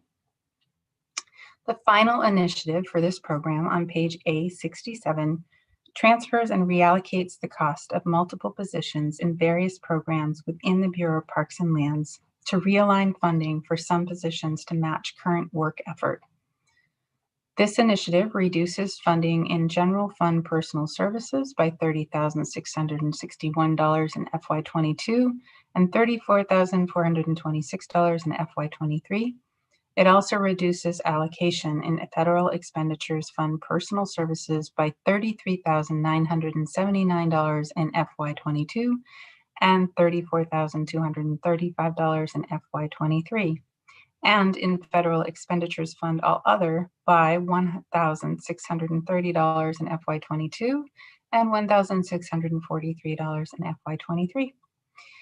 It also reduces allocation in other special revenue funds personal services by $14,351 in FY22 and $14,436 in FY23. And other special revenue funds, all other, by $689 in FY22 and $693 in FY23. These positions are funded in 3 programs. This is the final initiative for these positions. The first initiative was seen on page A57 and the second was on page A63. Next up, pesticides control, Board of Pesticides Control. The baseline budget request for the Board of Pesticides Control may be found on page A68. This program was established to protect the public health and safety, as well as the public interest in the soils, water, forests, wildlife, agricultural, and other resources of the state by assuring scientific and proper use of chemical pesticides. There are no new initiatives in this program. Statewide Hunger Relief Program. The baseline budget request for statewide hunger relief is $1 million in each year on page A69. This program was established by Public Law 2019, Chapter 514, and provides funds to contract with a nonprofit organization that provides statewide hunger relief services to allow that organization to engage in statewide hunger relief services, including but not limited to the purchase of food from main food producers and processors, to provide grants to local hunger relief programs, and to pay the operational and distribution expenses of the organization. There are no new initiatives in this program. And finally, Submerged Lands and Island Registry. The baseline budget request for Submerged Lands and Island Registry is on page A69. This program administers 2.3 million acres of submerged lands and 1,333 coastal islands that belong to the state. There are no new initiatives in this program. And now we will shift to language. Part V on page 24 changes the deputy director position from serving at the pleasure of the commissioner to a classified confidential position. Part W on page 24 would allow the department to submit financial orders in the Public Reserve Lands Management Fund accounts and adjust the budget report submission date in odd-numbered years to align with the submission of a biennial budget from a governor-elect. Part X on page 25 authorizes a transfer in each year of the biennium of all funds in excess of $200,000 from unencumbered balance forward in the personal services line category and all funds in excess of $300,000 from unencumbered balance forward in the all other line category in the Division of Forest Protection general fund account to the capital expenditures line category within the same account to fund the overhaul of existing helicopters. Part Y on page 26 renames the Office of the Commissioner Program to the DACF Administration Program to more aptly describe the central services provided by this program. Expenses for department-wide technology, finance, human resources, and legal services provided by the Attorney General's Office are paid from the accounts and represent 75% of the costs in this program.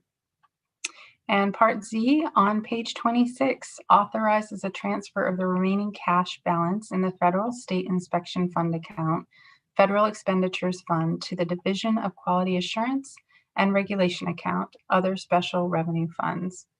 This account was transferred to Other Special Revenue Funds last year, but the remaining cash balance was not transferred at the time. This language will allow the department to complete the cash transfer.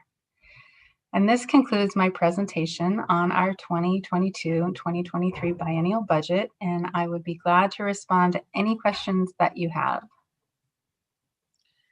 Thank you very, very much, Commissioner Beal. That was a mouthful. Bravo. We do have some people waiting in attendance for the public hearing. So I'm gonna just proceed with the rest of our presenters and ask folks, ask legislators to be writing their questions, tracking their questions so that we can do them all together with our various presenters before we take public testimony.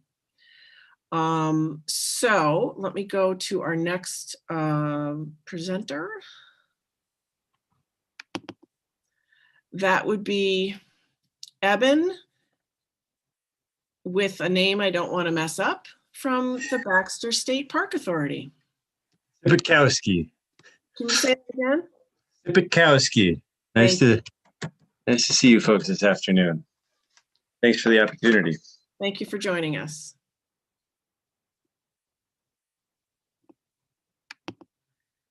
You are on mute, however, so just click on that. Sorry about that. Not sure how that happened again. Good afternoon, Senator Breen, Senator Dill, Representatives Pierce and O'Neill, members of the Joint Standing Committees on Appropriations and Financial Affairs and Agriculture, Conservation and Forestry. My name is Eben Sibikowski, and I am the Director of Baxter State Park. I am here today to testify in support of LD 221, Governor's Biennial Budget Proposal for state fiscal years 2022 and 2023. Testimony addresses each item and proceeds sequentially starting on page A87 through A88. Baxter State Park is not part of the Department of Agriculture, Conservation, and Forestry, but is instead an independent quasi-state agency and a large public trust. This world-class wilderness and outdoor recreation destination was generously gifted to the state of Maine to hold in trust for the benefit of the people of Maine by Governor Percival Baxter, beginning 90 years ago this week. March 3rd, you may have seen the proclamation, was just named Baxter State Park Day by Governor Mills, and commemorated his first gift of land to the state of Maine. These gifts were structured as a three-legged stool as Governor Baxter left us great wild landscape and stipulations around how he wanted it managed, unique governing structure called the authority to oversee it, and a sizable endowment of funds that allows the park to be independently funded. With each of 28 gifts accepted by the legislature and included in the private and special laws of Maine, Governor Baxter described a park where the protection of natural resources would take primacy over recreational opportunities. He also described the governance structure he wanted to oversee his park, called the Baxter State Park Authority, which consists of the Director of the Maine Forest Service in the Department of Agriculture, Conservation, and Forestry, the Commissioner of Inland Fisheries and Wildlife, and the Attorney General. Governor Baxter intended for the park to remain independent through his donation of a large portion of his estate upon his death, which has grown into an endowment which funds half to 2/3 of our annual operating budget. Entrance to the park is free for Maine residents. The baseline budget for Baxter State Park Authority can be found on page A87. The entire budget for Baxter State Park comes from other special revenue funds using no general fund dollars. Again, the main source of revenue for the park is the charitable trust that was established by Governor Baxter. Other sources of revenue for the park include visitor fees, revenue from timber cut and sold from the Scientific Forest Management Area in the northwest corner of the park. The first initiative on page A87 increases 4 seasonal positions by 4 weeks for each position, extending their season through November to provide necessary coverage at the southern and northern gates of the park. The second initiative on page A87 establishes 1 seasonal trail crew leader and 3 seasonal trail crew laborer positions and provides an allocation for 2 vehicles to supplement existing staff, maintaining and improving Baxter State Park's 225-mile trail system and associated footbridges. This work has been performed through contracted trail crews in the recent past. The third initiative on page A87 provides a one-time allocation to maintain infrastructure for capital improvement projects in Baxter State Park. Maintenance of the aging road infrastructure is necessary to comply with best management practices for resource protection, safety, and resilience in the face of more intense storm events. The final initiative on page A87 provides a one-time allocation to replace roofs and aging rental lean-tos and upgrade cabins to improve the visitor experience and maintain visitor safety. The next initiative can be found on the next page, A88. This provides a one-time allocation to replace 2 trucks, 4 snowmobiles, and 2 trailers. The second initiative on page A88 provides an allocation for dispatch services provided by the Holton Regional Communication Center within the Department of Public Safety.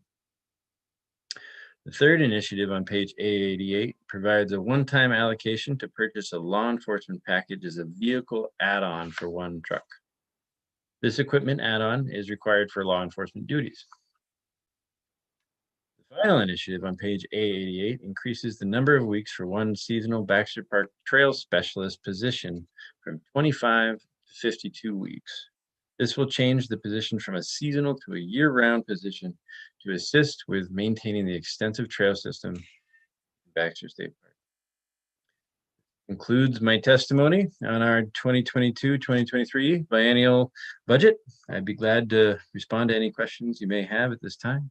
Thanks again for the opportunity to speak today.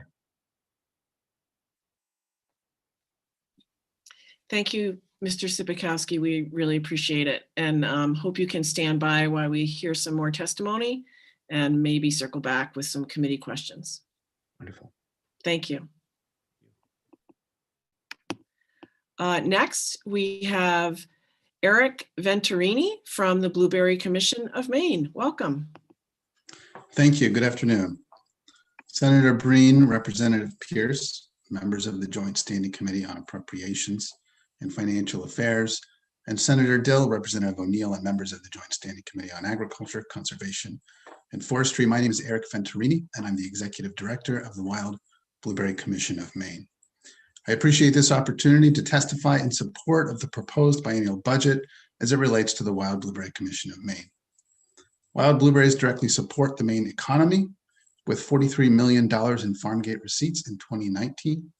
Through direct and indirect contributions, our industry contributes $250 million to Maine's economy every year. The Wild Blueberry Commission is the voice of Maine's wild blueberry farms and businesses and works on behalf of our 485 farms and businesses by supporting research and extension, promotion, and other activities such as advancing state and federal agricultural policy. Research and extension is the foundation of Maine's wild blueberry industry. Due to advancements at the University of Maine in concert and collaboration with the efforts of farmers and businesses, the industry can produce over 100 million pounds of fruit per year. The University of Maine is the only institution in the United States that does research and extension work on wild blueberries.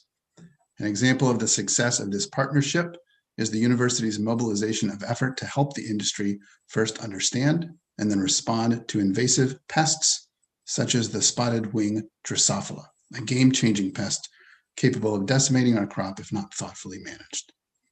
All University of Maine's wild blueberry guidance and cropping recommendations are in constant development, ever informed and refined by the latest university research and the all too frequent incursions of new pests and diseases. University of Maine and extension programs and experiment stations are critical to addressing new threats like climate change and its influence on increased drought frequency, increased likelihood of late frosts, invasive pests and disease, and unpredictable weather at critical times in the cropping season. Our partnership with the university is one of the pillars of this industry, and the fulcrum of this partnership is the Wild Blueberry Commission of Maine.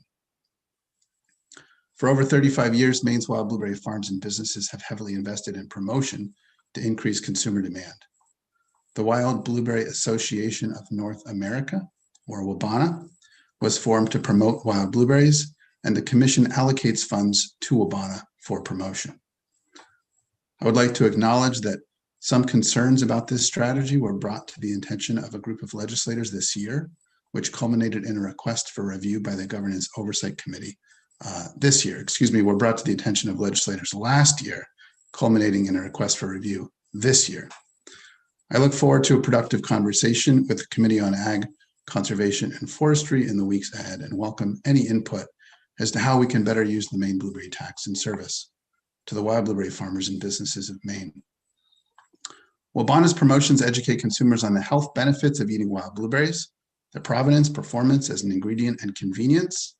This commission investment was wildly successful in educating consumers about the antioxidant properties of wild blueberries. That story came out over a decade ago, and still features in Wabana's promotional work today. Our consumers know that wild blueberries are one of the tastiest, healthy things you can buy.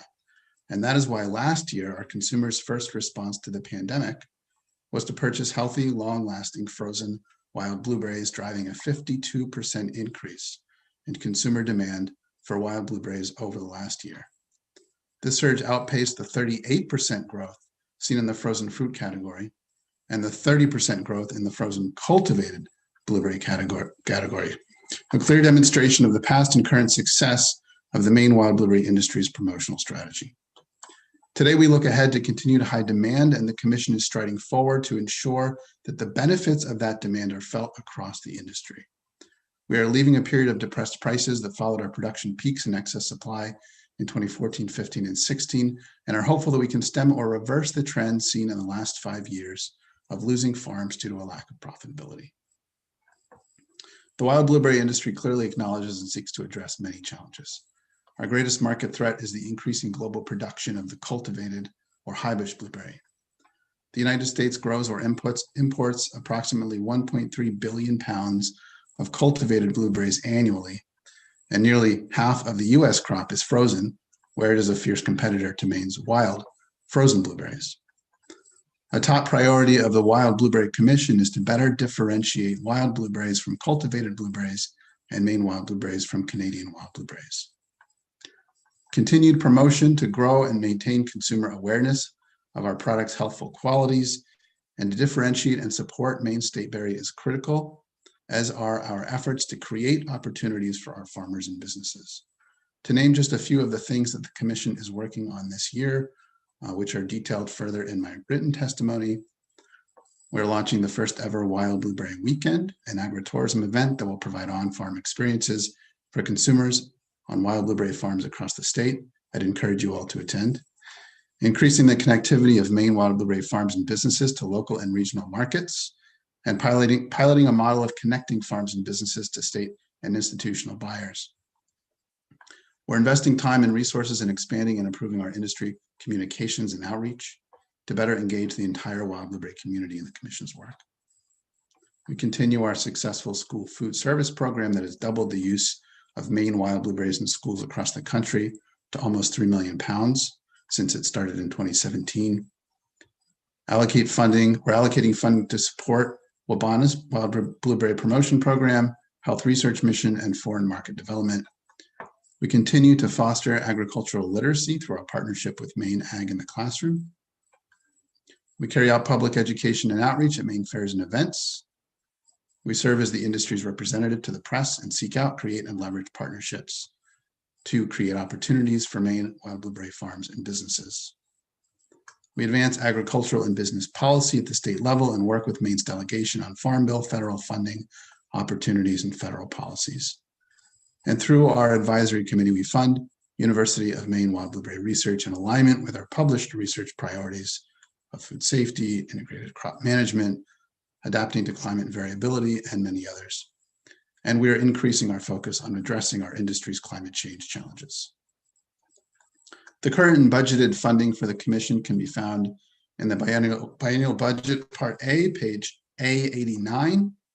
Each year we are budgeted $1.875 million, and the Governor's biennial budget, as appears on the table in the biennial budget Part A, page A89, reflects that through to the fiscal year 22-23. The Commission's funding is special revenue, not general fund. This special revenue, known as the wild blueberry tax, consists of 1.5 cents per pound of wild blueberries harvested or processed in state and is paid by growers and processors. The Commission must maintain its focus on research and development, promotion, and public policy while continuously reassessing and strategically reallocating resources to support and address the needs of our farmers and businesses. We believe that our budget priorities, briefly described here and laid out in more detail in the submitted testimony, support the objectives of the administration and the legislature to maintain and grow important sectors of the Maine economy, such as food and agriculture. These efforts are also true to our legislative mission. Senator Breen, Representative Pierce, members of the Joint Standing Committee on Appropriations and Financial Affairs, and Senator Dill, Representative O'Neill, and members of the Joint Standing Committee on Agriculture, Conservation, and Forestry. The Wild Blueberry Commission of Maine stands in support of LD 221, the governor's biennial budget proposal. I sincerely thank you for your time and consideration and would be happy to answer any questions that you might have. Thank you, Mr. Venturini. We really appreciate it. Thank you. Can you stand by for some questions after a few more folks testify? Absolutely. Thank you very much. Next, we have Bill Norbert from FAME. Good afternoon, Senator. You're like a perennial testifier here. I know. Can you stand it? I'm very sorry. No, it just is a testament to how FAME has many tentacles in state government. That's okay. We do. Thank you, Senator. Senators Breen and Dill, Representatives Peirce and O'Neill, distinguished members of the Appropriations and Financial Affairs Committee and the Committee on Agriculture, Conservation, and Forestry. My name is Bill Norbert. I'm the Governmental Affairs and Communications Manager at FAME, and I'm here to testify in support of the governor's proposed initiative related to the Dairy Improvement Fund, which is found on page A-205 of your materials. The initiative reduces funding to align with declining dedicated casino revenue as projected by the December 2020 Revenue Forecasting Report. It reprojects funding of $230,436 in FY 21-22. This is down $162,420 from the prior estimate, and $370,833 in FY 22-23. This is down just $22,023 from the prior estimate, to align allocations with dedicated revenue for the fund. FAME administers the fund on behalf of the Maine Department of Agriculture, Conservation, and Forestry. You may remember the Dairy Improvement Fund program was created in 2011 by the Maine legislature to help farms and dairy enterprises fund capital improvements in order to maintain and enhance the viability of their operations. Generally, any business or individual located in Maine and identified by the department as engaged in commercial production of cow milk or cow milk products is eligible. Eligible uses include design, construction, or improvement of milking parlors, dairy cattle housing, silos, grain bins, feed sheds, or the construction or renovation of buildings or equipment located in Maine and used in connection with the dairy enterprise. The program offers a 1% fixed interest rate on loans up to $250,000. Thank you for your time and consideration, and I would be happy to answer any questions later. Thank you, Mr. Norbert. Appreciate it. And I believe last we have Hannah Carter here. No, sorry. Do we have anyone here from the Maine Potato Board? I don't see anybody signed up, but I also don't want to skip anybody. I am here. Oh, wonderful. Mr. Flannery, welcome. Go right ahead. I'm going to get my phone back here. Good afternoon, Senator Breen, Senator Dill, Representative Peirce, and Representative O'Neill, and other members of the ACF Committee and Appropriations Committee. I'm Don Flannery, the Executive Director of the Maine Potato Board. Thanks for the opportunity for me to be here this afternoon. As many of you know, the Maine Potato Board represents the growers, processors, and dealers of our industry. We like to say from Fort Kent to Freiburg and Bethel to Belfast. We are a little bit different than some trade organizations that you may think of, in that over the years we've come to adjust our programs to look and, as we call it, provide resources to growers they can't provide for themselves. Most recently, over the years, we've looked at adding services such as plant pathology positions, engineers positions, agronomy positions on staff that work with our growers to provide direct assistance in helping them with issues as it relates to those areas. Our budget is on page A418. There's no new initiatives in our budget. And as with the Blueberry Commission you heard a while ago, most of what you'll see in our budget is other special revenue. And that is from the potato tax, as you heard from Eric on the blueberry tax, which is 6 cents per hundredweight paid by the grower and the processor at the time of the sale. The $160,902 was general fund money, is the money that we receive to support the operation of the early generation seed farm in Sardis, Maine. Some on the committee will remember back in 09, 10 that the administration and looked at moving that operation from within the Department of Agriculture to the Potato Board. And that funding at one point in time was $280,000. So over the years, it has come down, but with that transition. So that is still a very successful program, and there's been tremendous changes there. So I think that's a kind of a nutshell of what we do. I would gladly answer any questions, and I will be able to stay on and answer some later if need be. Thank you, Mr. Flannery. We really appreciate it. You're welcome. And next we have Ms. Carter from the Humane System Board of Trustees. Thank you so much. Senators Breen and Dill, Representatives Peirce and O'Neill, and distinguished members of these committees. My name is Hannah Carter, and I'm a proud native of Aroostook County and a graduate of the University of Maine at Presque Isle, who left a leadership role at the University of Florida to return to Maine 2 years ago to become the Dean of the University of Maine Cooperative Extension. I'm here today to encourage your support of the special revenue allocations that advance the activities of Extension, which you will find on pages A490 and A491 of the budget. I'd like to start by reminding you that Extension brings university research, education, and outreach to homes, schools, farms, and communities in your legislative districts. Through our 16 county offices, research farms, 4-H camps, and learning centers, and online, Humane Extension has statewide impact, which has never been more apparent than during the pandemic.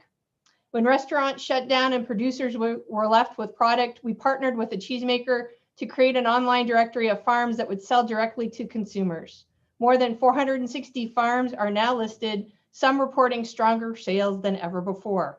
When Mainers on stay-at-home orders turned back to the land, our home horticulture programs were there to help, providing education to more than 10,000 gardeners, directly responding to more than 6,000 submitted questions, and even distributing free tomato plants through local food cupboards.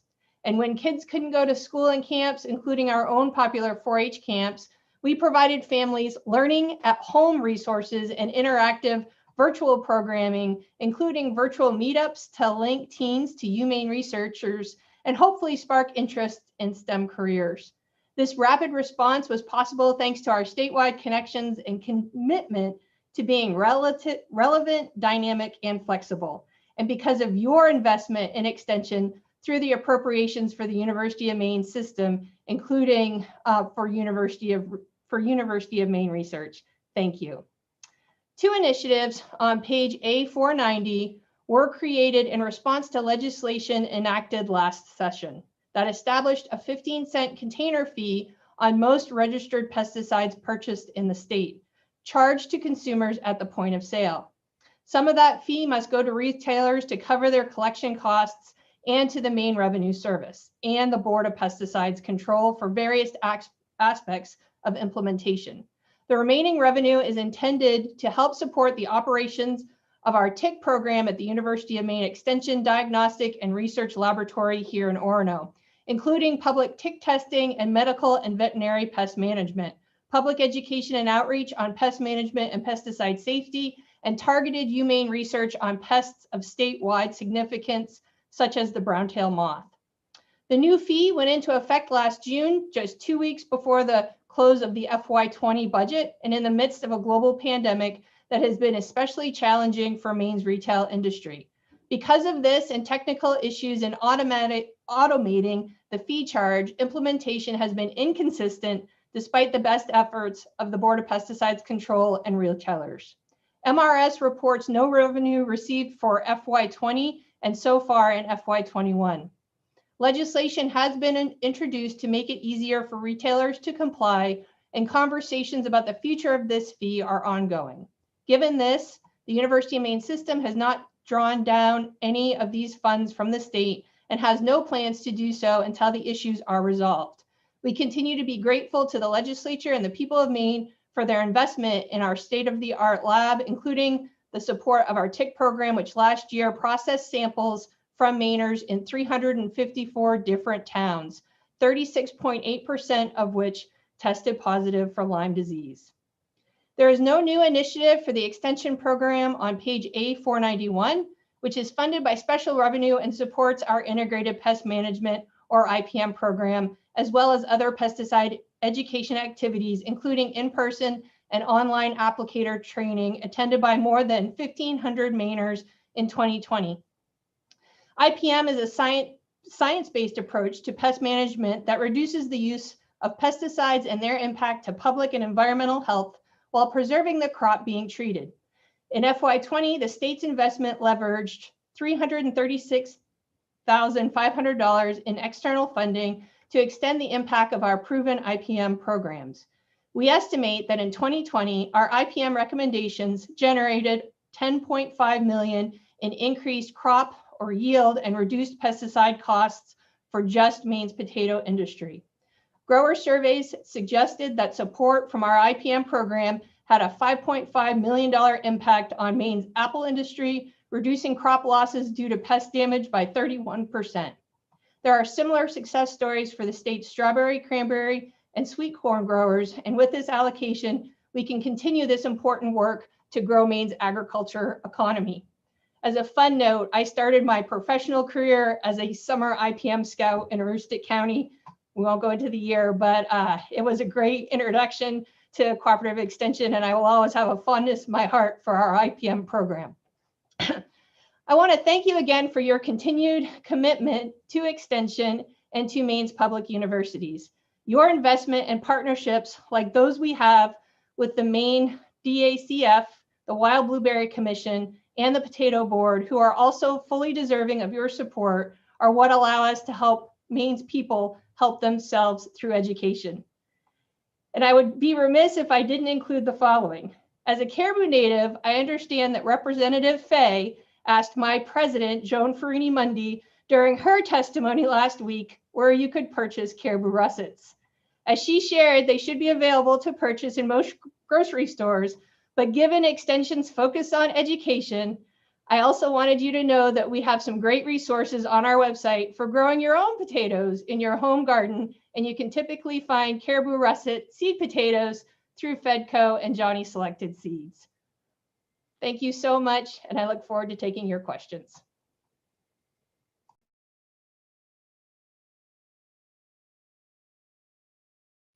Thank you very much, Ms. Carter. We really appreciate it. And you get an extra star because I believe you have to put up with Senator Dill a lot more than the rest of us do. So we give you a huge pat on the back for that as well. Thank you very much. Representative Peirce, looks like she has a question. I actually don't have a question, but I just want to comment that all of his testimony about blueberries and potatoes and all the wonderful food in our state is just, I wish we were live and you'd brought all your fun things so we could share them at some point, but it's making me hungry, I got to tell you. We have all of our folks here who have testified, and I'd like to open it up for committee questions. Looks like Representative Pluker. Thank you, Madam Chair. I have a couple questions for Commissioner Beal. And the first one would just be around the line item on page A43 on PFAS of $13,000. How did you, I think that's a new initiative for the department. How did you arrive on that level of funding? Yes, we based that on the amount that we spent in the last year doing retail milk testing and follow-up with farmers on PFAS. And those were funds that we were able to sort of cobble together from other places, but we definitely, we can foresee needing at least that in the coming year. That was, yeah, at least that was a good, that was what I was thinking too. So that would move forward your retail milk sampling, but not specific sampling of farmers' products or anything like that. Correct. It would only allow us to keep doing what we've been doing at the pace that we've been doing it. When we go back to committee, if you could have some sort of idea of how you, if you had additional funds, how they might further your ability to protect the industry from PFAS contamination, that would be great. Definitely, we can do that. Thank you. Thank you. And Madam Chair, I also had another question, but I don't know if you want to rotate. Sure, go ahead. There's only one other person waiting, so go ahead. Also for Commissioner Beal, you mentioned in your introductory remarks that food insecurity has increased by 20 to 25% during the COVID crisis. How do you feel like the budget reflects that increase in food insecurity in the state? I think I said actually between 25 and 50%, depending on where in the state you were. And I do think that, one of the things that we've been able to do in the last year is that we've been able to increase the amount of food that's flowed through our TFAP program, and that food comes through the USDA, and we've been able to get that food out very effectively. We do know that there is going to be, continued support, at least in the near term, for the Farmers to Families Food Box program from the USDA, and we've also teamed up with a number of commissioners, actually through NASDA. We've been advocating to the USDA for improvements to that program so that our farmers will actually benefit from that program going forward. And finally, there is an allocation in our budget. I got to it sort of at the end, the statewide hunger program that was the result of a bill passed in 2019 that allocates $1 million a year to a statewide organization working on food insecurity and hunger. And so that contract has been awarded in this last biennium to the Good Shepherd Food Bank, who's been using that to support their Mainers Feeding Mainers program. As I understand it, oh, sorry, go ahead. No, go ahead. I was just gonna say, if there were funds to improve that statewide hunger program, would you see it as being something that could be used by the department?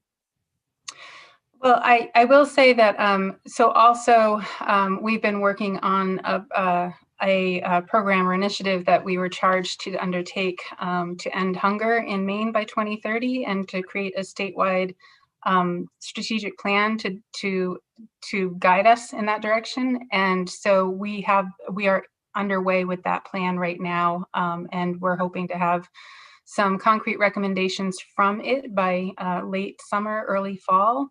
And so until we have those recommendations that are concretely in place, I mean, I could say yes, there's more we could do, but I think that strategic plan will be very helpful in guiding us forward. Thank you so much.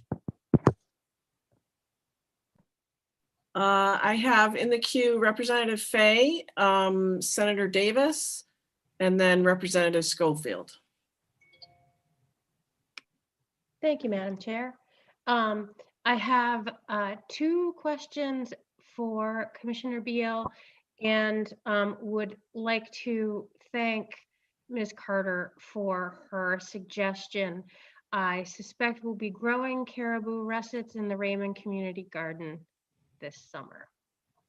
And so my two questions are actually, one is a follow-up on Representative Pluker's question about the PFAS testing in milk.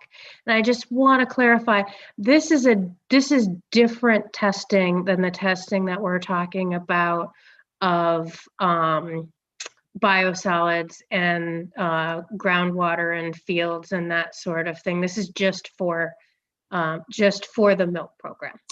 Yes, we have been testing retail samples of milk now for, I think, a year and a half approximately, primarily to ensure that our retail milk supply is safe. And to date, we have seen nothing to challenge that. We have, however, identified individual farms through that testing program that we have then further tested who have been impacted by PFAS. But because their milk was commingled, it did not present a significant risk to the public. Okay, thanks for that clarification. And then my other question is about the limited time positions. I've asked a couple of other agencies about their limited time positions, and it sounds like there's a great need in the meat processing area for inspectors, and there seems to be some significant backlog and the ability to do that. And so I was just curious, if that's the case, why are these positions limited time? And then is there an anticipated slowdown in the need going forward? So the reason that we're asking for limited term positions is because we are very sensitive to, where we are in terms of revenues and our state economy. And we have been seeing an increasing need for these services. And so we do anticipate that we will probably be coming forth at a later date and asking for these positions to become permanent. But at this time, we're comfortable with moving forward with limited term positions just to see if this continues to track the way that we think it's going to be, which is a sustained demand for Maine grown meats. Thank you. Next is Representative Schofield, and then Senator Davis, and then Representative Martin. Thank you, Senator Breen, and thank you, Commissioner Beal, for being here. I had a couple of questions. I believe it would be referenced on A66, the reinstatement of 6 seasonal park rangers. Could you tell us, and I should be able to do the math, but I don't have the thing in front of me. Could you tell me the duration of the seasons that we're looking at and where you anticipate those might be established, if you know that? And yes. Go ahead. I have a follow-up as well. Thank you. Okay. The duration of the season, I would have to double check that, although Amy Carlton, who's our business operations manager, and Randy Charette, our deputy commissioner, are both waiting in the wings here. So if they may have an answer to that question readily, but I do know that, in talking with our Bureau of Parks and Lands director, we have identified 6 parks that we feel could really use the additional staffing because of the high demand. And those are Rang Pond, Rangeley Lake, Mount Blue, Cobscook Bay, Lake St. George, and Lily Bay. Thank you for that information. And I know that I should say I appreciate the department's recognizing that these positions need to be reinstated. It was unfortunate a couple of years ago when they were pulled. I think there was 20 some odd positions that were pulled, and in an effort to contract out several of those services. And from my perspective, that was not a successful approach. I've seen evidence of that in my visits to the parks. My second question is the transfer fund allocation for positions. Could you go into that just a little bit more, again, in that same category? Yes, so to the transfer of funds, it would be great if we could pull Amy Carlton through to help with that question. But I will say that, so we have confirmed it was actually, the positions are 15 weeks each. And also, as for your comment about, whether or not it's been successful going from having staff to contracting, it's been very spotty. And in fact, that's not really going to be, I think, the best way forward for the long term for a number of different reasons, including difficulty filling those contracts, as well as when you have someone contracted, they come in and do one thing, versus if you have a staff person who takes care of multiple things, they're also there to be a face for the public and to answer any questions. Thank you for recognizing that. That's what we warned the department about a couple of years ago when that was implemented, and those who put that forward, I think maybe now have seen the light. Thank you very much. Appreciate your comments. Sure. And Representative Beal, we just remember you don't need to have all the information today at your fingertips. You can, get back to folks in the email through Sure. for the work session through our analysts. Yes, sure. And if Amy isn't able to come on, then we can certainly get that information to you afterward. Great. Good afternoon. Amy Carlton here, Business Operations Manager. On the question on the reallocation of positions, we have folks track their time on each timesheet, and at the beginning of the biennium, when we're preparing our budget, we kind of look at, we separate the programs so that we can get a more finite area of which that they're working. So this initiative, which she spoke about in 3 areas, realigns folks to actually where they're working in each one of the programs based on backup of timesheet data. Thank you, Amy. I appreciate that. You're welcome. Next, we have Senator Davis, then Representative Martin, and Representative Hymanson. Thank you, Madam Chair. I have a question for the Director of the Baxter Park, and then one or two questions for Commissioner Beal, if I may. Certainly, go right ahead. Okay. For the Director of the Park, for many years, and I think it still continues, snowmobiling was allowed on the perimeter trail. Is it still allowed? Yes. And my next comment on that is because of the pandemic, snowmobilers can't go to Canada now. Have you seen an increase this year? Good question. Don't have data on snowmobiles at this point. We put out sort of laser trackers, so we don't typically get that data back until the end of the season. For us, that's the end of this month. So I can report back to you, but I won't know I'm the answer. curious. I'd just like to know. And I also would like to tell you that I've represented Baxter Park in the Senate for a number of years, and it's not all the jewels, but it's one of the jewels of Senate District 4. And thank you. Absolutely. Thank you, sir. Thank you, Commissioner. Madam Chair, if I could ask the Commissioner, the Rangers, do they all carry firearms now? They do. They are considered to be law enforcement. Each and every one of them do now. The forest rangers. Yes, yes, good. I've supported it over the years, and I think it's a good idea. The other question I have for you, there was in the Animal Welfare Fund, there used to be a fee on animal food, and there was a serious attempt one time to remove it, and we beat it back. I'm curious if that fee is still there. That would be a great question for Amy Carlton as well. Okay. Good afternoon. Yes, the pet fee surcharge is still in play, and we are collecting revenues for that. Good. Thank you. Thank you very much, Madam Chair. Thank you, Senator Davis. Representative Martin and then Hymanson.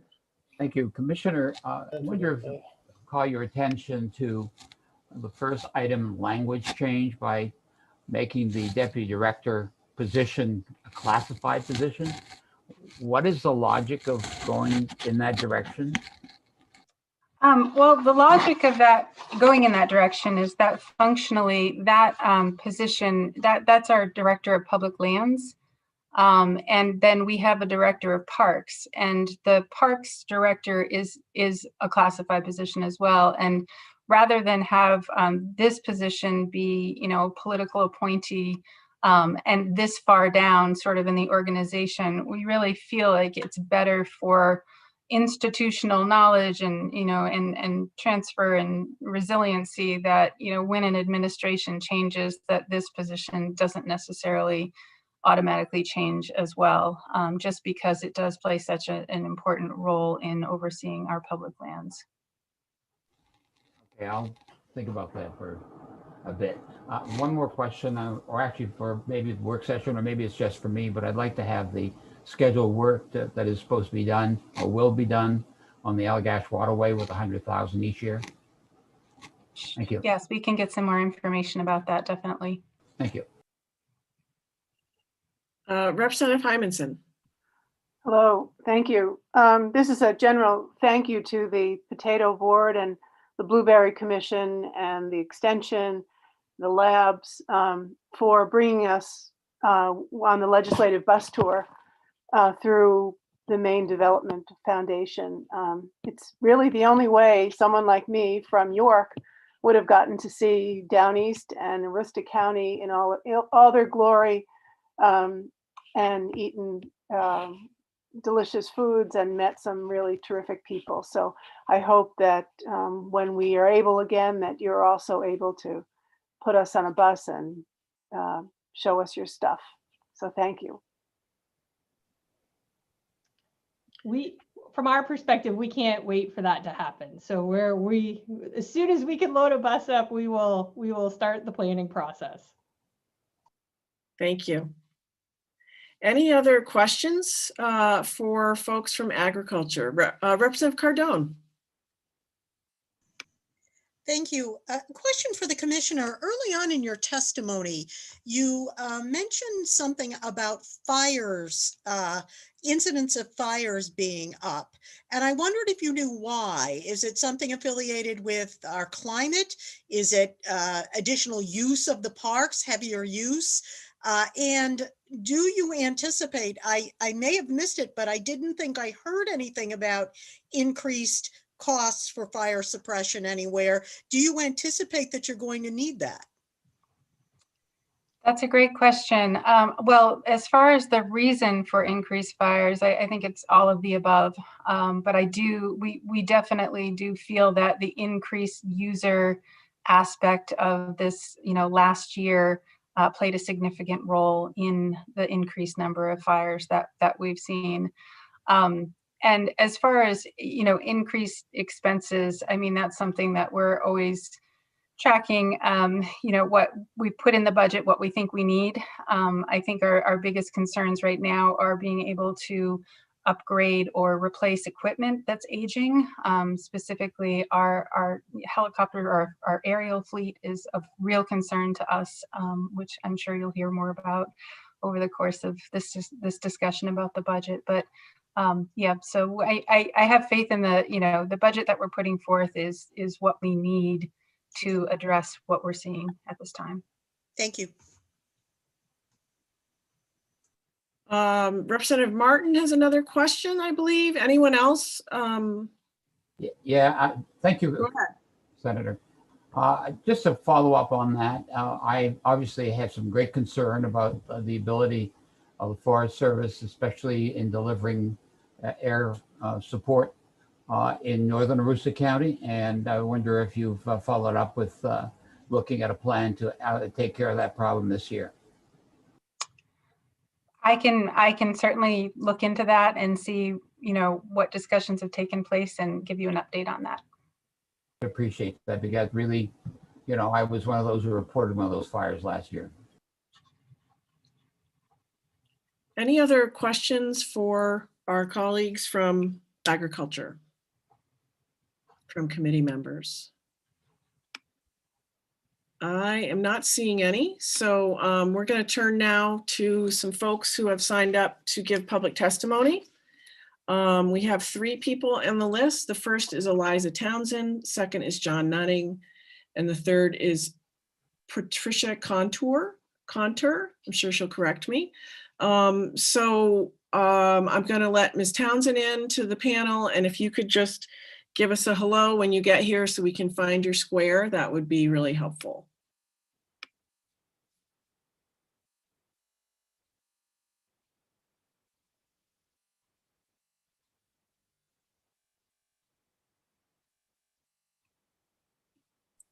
Hello. There she is. Welcome. Thank you. Senator Breen, Representative Peirce, and distinguished members of the Joint Standing Committee on Appropriations and Financial Affairs, Senator Dill, Representative O'Neill, and distinguished members of the Joint Standing Committee on Agriculture, Conservation, and Forestry. I'm Eliza Townsend, Maine Conservation Policy Director for the Appalachian Mountain Club. Founded in 1876, AMC is the nation's oldest conservation, recreation, and education organization with the mission to foster the protection, enjoyment, and understanding of the outdoors. We have 6,500 Maine members and own 75,000 acres of forest land in the 100-mile wilderness of Piscataquis County, managed for multiple use, including sustainable forestry, backcountry recreation, and environmental education. We are pleased to support the proposed budget for the Department of Agriculture, Conservation, and Forestry. In particular, I'd like to draw your attention to the initiatives to invest in the safety of the men and women of the Division of Forest Protection and to support the operations of our state parks. We look forward to discussing these topics with you again as you consider a bond package. The Maine Forest Service suppressed a record number of forest fires last year, and we can expect this trend to continue in the future as the climate changes. Their work is essential in protecting the resource that absorbs 60% of Maine's annual greenhouse gas emissions and contributes $8.5 billion annually to our economy. That the Maine Forest Service is still flying Vietnam-era helicopters is a testament to the skills of their aircraft mechanics, but it is nothing for the rest of us to be proud of. Please include in the final budget the funds associated with repairs and maintenance. I'll return to urge your support for a bond question to support the purchase of a new aircraft, the first in more than a dozen years. Last year, Maine State Parks welcomed a record 3 million visitors, providing fresh air, heat relief, exercise, and peace of mind in a year when we desperately needed all of that. In 2006, they were found to contribute $100 million to the economy annually, and we can be certain that their impact has grown. That spending benefits rural Maine, where the majority of them are located. We strongly support the proposed investments in infrastructure and capital improvements, and I will return to support further investment when the bonding discussion takes place. We also support the restoration of 6 assistant park rangers, though it is important to remember that the parks lost a total of 24 positions in 2017. The events of the last year have illustrated the profound threat posed by climate change, and they have drawn Mainers and visitors outside in record numbers. Real estate sales and values have surged as people seek a safer place to live and a higher quality of life, including in parts of Maine that have experienced outmigration for decades. According to a February 1st article, numerous new residents told the Bangor Daily News that they chose Maine in part for easy access to outdoor activities. We must not take for granted our vast intact forest, the wildlife it supports, and our beautiful state parks. These are assets that can help us recover from the impact of the COVID-19 pandemic, position our state for the future, and mitigate and adapt to climate change. We should value them, protect them now, and invest in them for the future. Thank you, and I'd be happy to take any questions. Thank you, Ms. Townsend. Any questions for Ms. Townsend?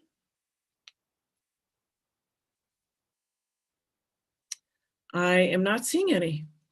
Thank you so much for joining us, and thanks for your patience. I'm going to invite our distinguished former colleague, John Nutting, to join us. Mr. Nutting, just give us a hello when you get here, please.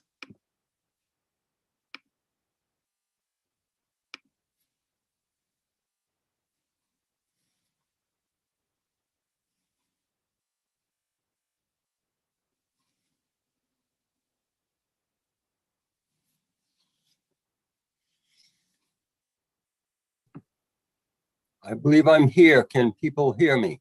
We can hear you. We don't see you, though. Would you like to turn on your camera? Yes, let me do that too. Okay. There Bingo. you are. Welcome. Thanks. Senator Breen, Senator Dill, Representative Pearson, Representative O'Neill, other distinguished members of the Agricultural, Conservation and Forestry and the Appropriations and Financial Affairs Committees.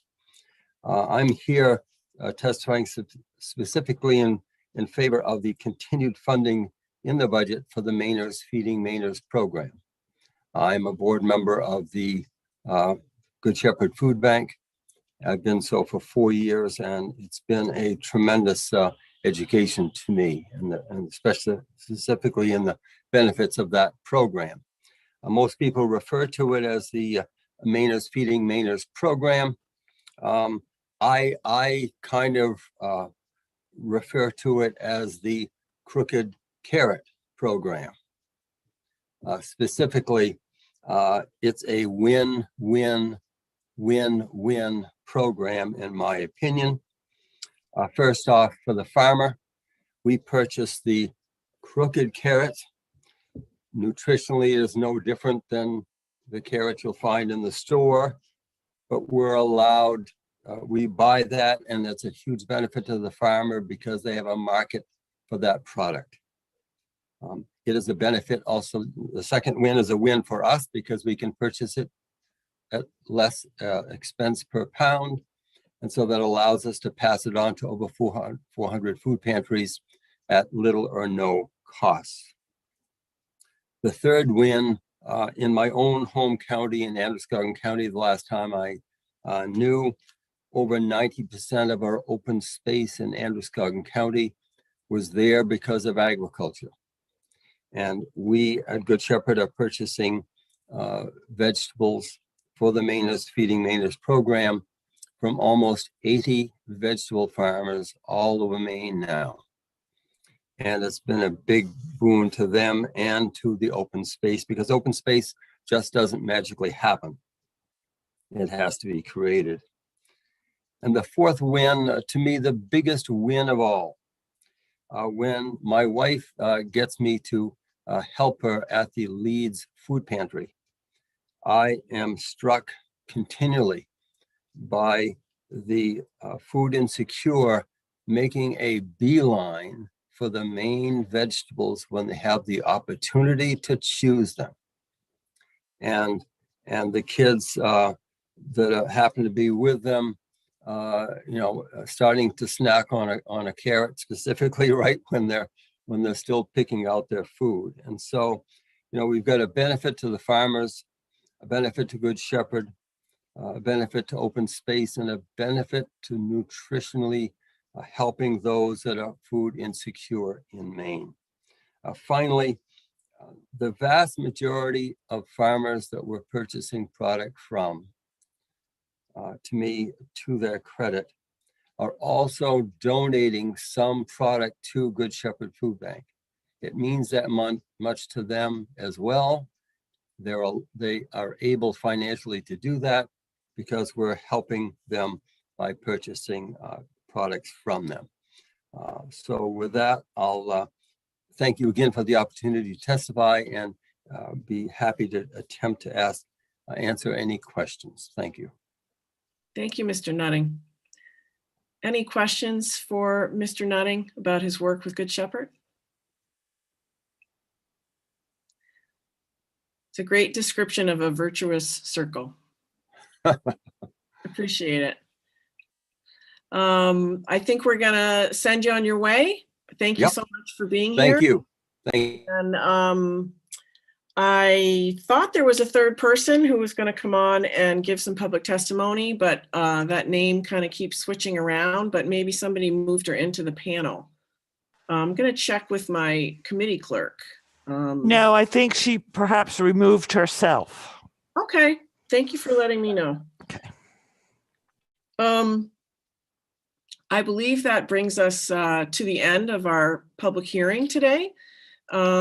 I would just check in with my co-chair and then also our analyst to make sure that we have completed all of our responsibilities today.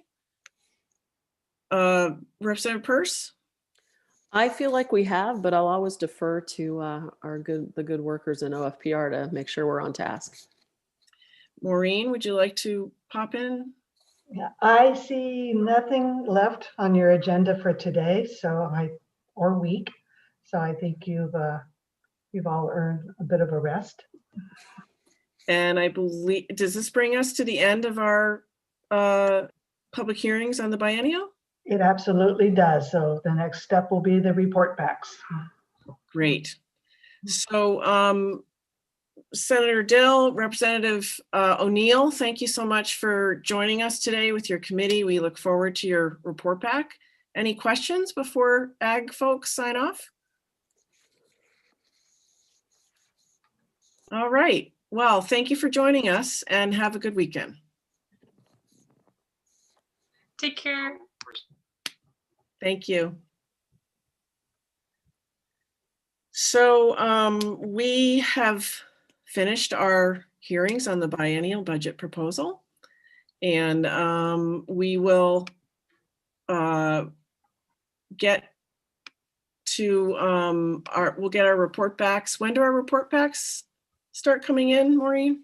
The first one is due on the 10th of March, which obviously is the session day, but nevertheless, the written report at least is due the 10th. And the last one is due the 25th. So you've got a span of them coming in. And so far, only 3, I believe, have expressed interest in giving you an in-person report back. I suspect that number may increase. A lot of them, they don't know until they've gotten through the hearings and their work sessions whether they want to report in person. Okay. So you will work with their analysts, the other committee analysts, to schedule those. Is that correct? Yes. Anybody that wants to, I will find a spot. So far, your calendar is clear of everything but report backs for that period of time. So if there is other things you really need to keep on the calendar, we'll make sure we note that so I don't double book you. Thank you. Representative Millet. Thank you, Madam Chair. I wondered if you had any guidance for us in terms of schedule for the committee Monday and Tuesday in particular of next week. Are we up for anything? I don't believe so. Sounds good. Just to, we will probably, as I think we've talked about, ship you some language on the supplemental, especially language you had not really seen fully vetted or fully drafted. We'll be shipping you that as we can, so that if there's anything you need to reconvene about on Monday, some egregious piece of language that this is not at all what we believed, you might want to make sure, keep an eye out on your email, etc., just to make sure that there's nothing like that you're going to need to move to reconsider. So great. And can I just clarify, Maureen, that'll come from you? Likely from me. So what? Yeah, we could just say that so that you can watch for my emails. I know you always watch for my emails, but yeah. Yeah. Could you title it the same way for each one in some? I will. Thank you for that, suggesting this. It will be supplemental language. Great. And I'll ship it to you as you. Yeah. Good And point. I'm sure the chairs and leads will also notify folks if something's waiting for your attention. Anything else, Representative Millet? I'm cool, and it's been real.